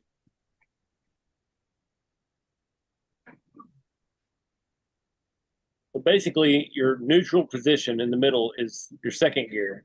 You have your first gear, and you have your third gear. So at neutral, it's servo, run in the middle. There's a spring in there too, isn't there? There's several springs. So I always thought I felt intimidated by the transmission, even though I like the idea It's that not too hard, Brad. even though it's It 3 takes, speeds. I mean, honestly, I would say give you an hour, 2 hours to put it together because there's a lot of E-clips, there's a lot of BS. A lot of E-clips. That's right. There is a lot of gears, E-clips. got plastic gears. But, you know, it's not that complicated. If you just step back and look at it, I mean, I've probably built 10 of these in my life, so I'm not intimidated by it, but it's really not that complicated. These are the same that are on the high lifts. Yeah, the high lifts but there's a difference between that and the bruiser. Motor faces this way, and then you have an output shaft in the front and the back, so it's 4-wheel drive. That's what the high lift is. The bruiser transmission is actually like 2-speed. It's actually more like the RC 4-wheel drive. Yeah, it's actual 4-wheel drive. It has a transfer case and everything. No, the bruiser is like the RC 4-wheel drive transmission, where there's 3 separate cases you have to seal together, and it's a complete. different animal because it was 20 years prior to this. But this is so Yeah. simple. It's just that you put your housings on the side, it seals it up. All your stuff is right there in one platform. That's, I think the transmission in the Bruiser is very realistic because you can make it acts like a true transfer case. Yeah. But Dave is asking, what does that transmission go in? Semi. What is it? King hauler. Is that the King hauler? The King hauler and the Grand hauler are the same transmissions, right? Lobliner, all of the Euro trucks, the Scania, the Mans, the Mercedes, they're all the same. Every They're all the 1/4 same ones. truck has this transmission right here. Yeah, Yeah. so 1/14 scale semi truck have that transmission. And this is basically the same as the F-250, the Toyota High Lift. They just have a different engine configuration. It mounts on top. You have a different front plate. You have an output shaft in the front. My And with transmission. Oh, go ahead. With Ken. a brush motor, you can do donuts on 3rd speed, right? Oh yeah. No, you can do brush motor on regular. It's do pretty, donuts. pretty My zip. motor, I mean, my transmission won the speed because I sent it to Josh and he geared it all up and he won the speed challenge. Yeah, he got over 60 miles an hour out of that truck. Yeah, so I got all metal gears in my transmission now because he sent it back. That's how they fit in there. It wasn't. Is it a Grand Yeah. hauler the longest chassis? I believe I so. think there's only there's like 4 screws, right? I think one of my screws stripped out. Yeah, that's what the problem I had. Plastic. Got a shifter in there with a red die shift knob. Yeah. Cool. So do you think that thing would do almost 20 miles an hour in 3rd gear with that motor in it? No, Does more than 12, right? I don't. I'd probably do 12, 15. With that motor, with the stock motor, it probably does 15, a little bit more. I forgot what I got on mine, the stock motor. If we're gonna gear for speed, I mean, we could make it happen, but I don't think anybody wants to take their $500 semi truck kit at 50 Yeah, miles. we had a speed challenge For the about semi. a year. Was it about a year ago, Tank? Yeah. Yeah. Semi truck speed challenge we had. Yeah. Remember that because Tony CC got in on that. I remember. Dave, the trailers, you can shift it on the fly from your radio. Yeah, you have to have a Yeah, you'll be able to shift the gears. Oh, shifty gears. Yeah, just take it. 3-speed. It has a servo that You shifts have them. to have like a toggle You use a switch. standard servo for that to shift them, right? Yeah. Yeah, you could use a 3-position switch. Yeah, that's what I Not got. just toggle, but it needs to be 3-position because you have 3 gears. Right. Or you get a 4-channel stick radio and shift it through the stick. Which also, Yeah. that's what they used to be. That's what they used to do back when they started. Yeah, those are overrated now because most of those aren't even 2.4 gigahertz anymore. Like I on was messing around with mine. I blew up the sound kit. Yes, I think yes, you can do it in motion. Yeah, You can shift do it on in the fly, motion. right, Josh? You can shift it on the fly. Yeah. on the thumb right here. 1, 2, 3. Yeah. 2, 3. No, but it was cooler to have the stick radio because it was more realistic to shift. You get the aluminum thing to put over the stick so you could shift like 1, 2, 3. Yeah. To it. You had the plate on it.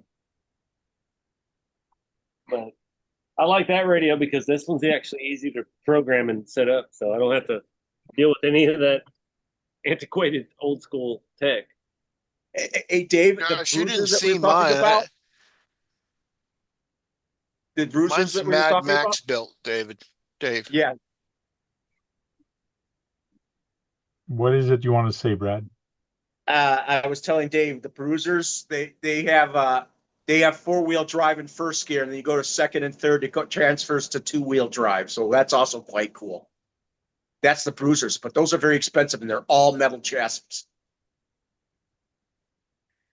Yeah, I got the knockoff version. I got a guillotine on I'd my rather have a passenger pure side. Tamiya. I sold mine. I will tell you the knockoff version was every bit as good. It was basically the 2012 reproduction of the Bruiser, 100%. Yeah. For $275. No, I've always thought it was cool that they had a transfer case like that. That was just cool. The deal I got on my knockoff version, I couldn't step away from it. I got it for barely nothing. So yeah, I'll take it. Sure, I'll take it.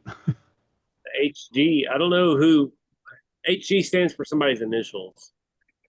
I can't remember if it was like Harry Guang or something like that, but everything HG made was actually really, really, really good quality stuff. I had that 8x8, the Hemet military vehicle with the sound and lights, and full multi-function control stuff. Like it was like $500.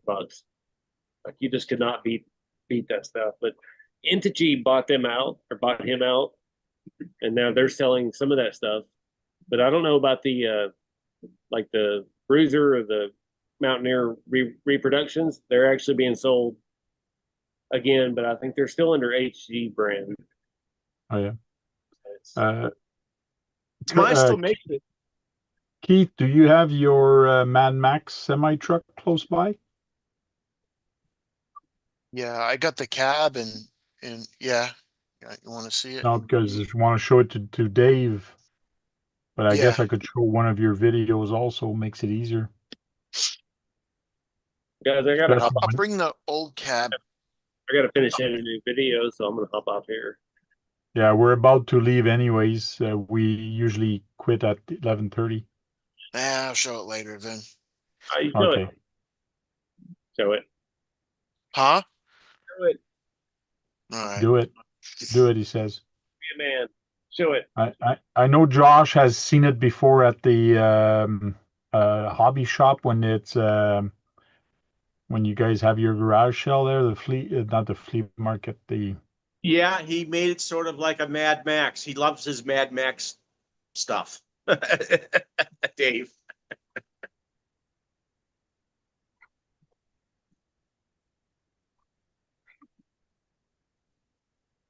KBRC. Oh. If you go look for KBRC 13, you will see some of his video. I'll put it in the chat like that. You can This actually ain't go. the Jeepers Creepers one. That one's all hooked up.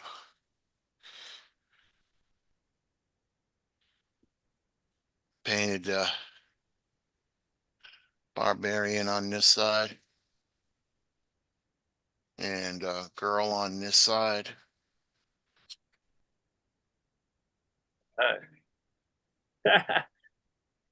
Yeah. Saucy redhead. Yeah. The Barbarian one, I got a guillotine on the side of it and all kinds of shit, man. Got a guy that pops up and in and out of the compartment. Kinds of crazy stuff. I think he subbed to Keith. Thank you.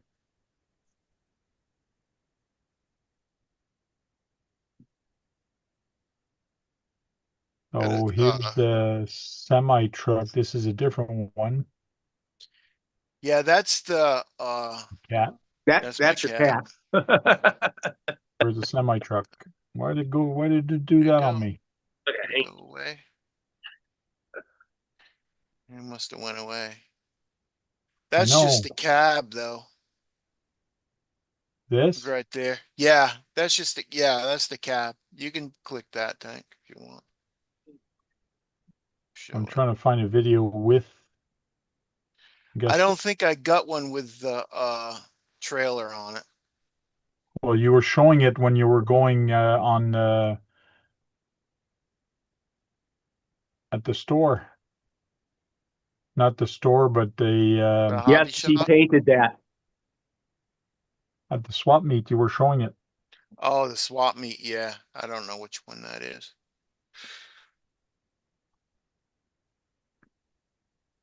Yeah, I think Yeah, you were driving at one of the swap meets. yeah, that little kid started grabbing it. That's the Porsche. Hey, Chris. But I think you drove beside your truck also with the Porsche. Yeah, There's the other one. that's a toxic turtle.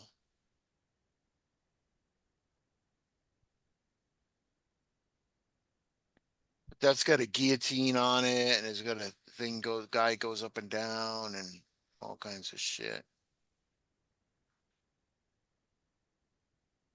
So there's your speed run with the With the Tamiya. king, yeah, with the king hauler.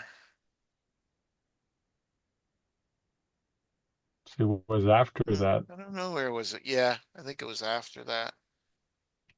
I don't remember. I need to make another video of it.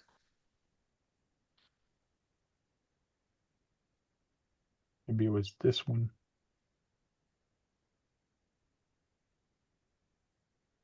You That's still a have that toxic green one again. Kamagia? Uh, yeah, somewhere. Yeah, that's the swap meet too. There's DR10.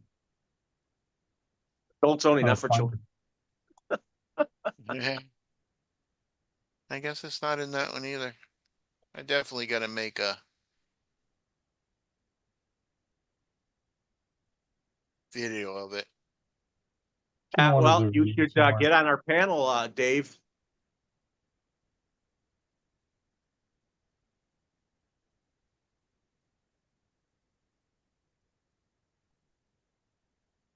Anyways.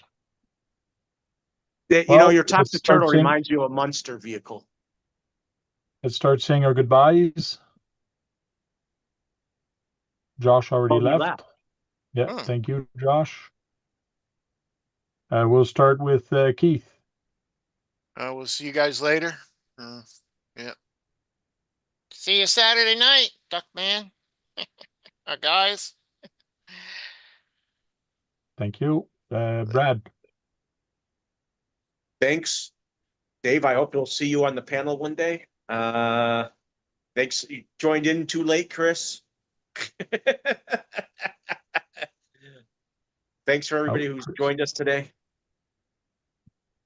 Thank you.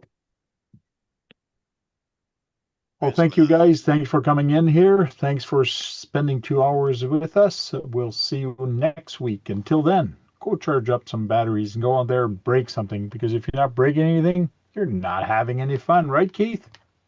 Right, Tank. Break it! Duckman says. Talk to you guys later. Cheers.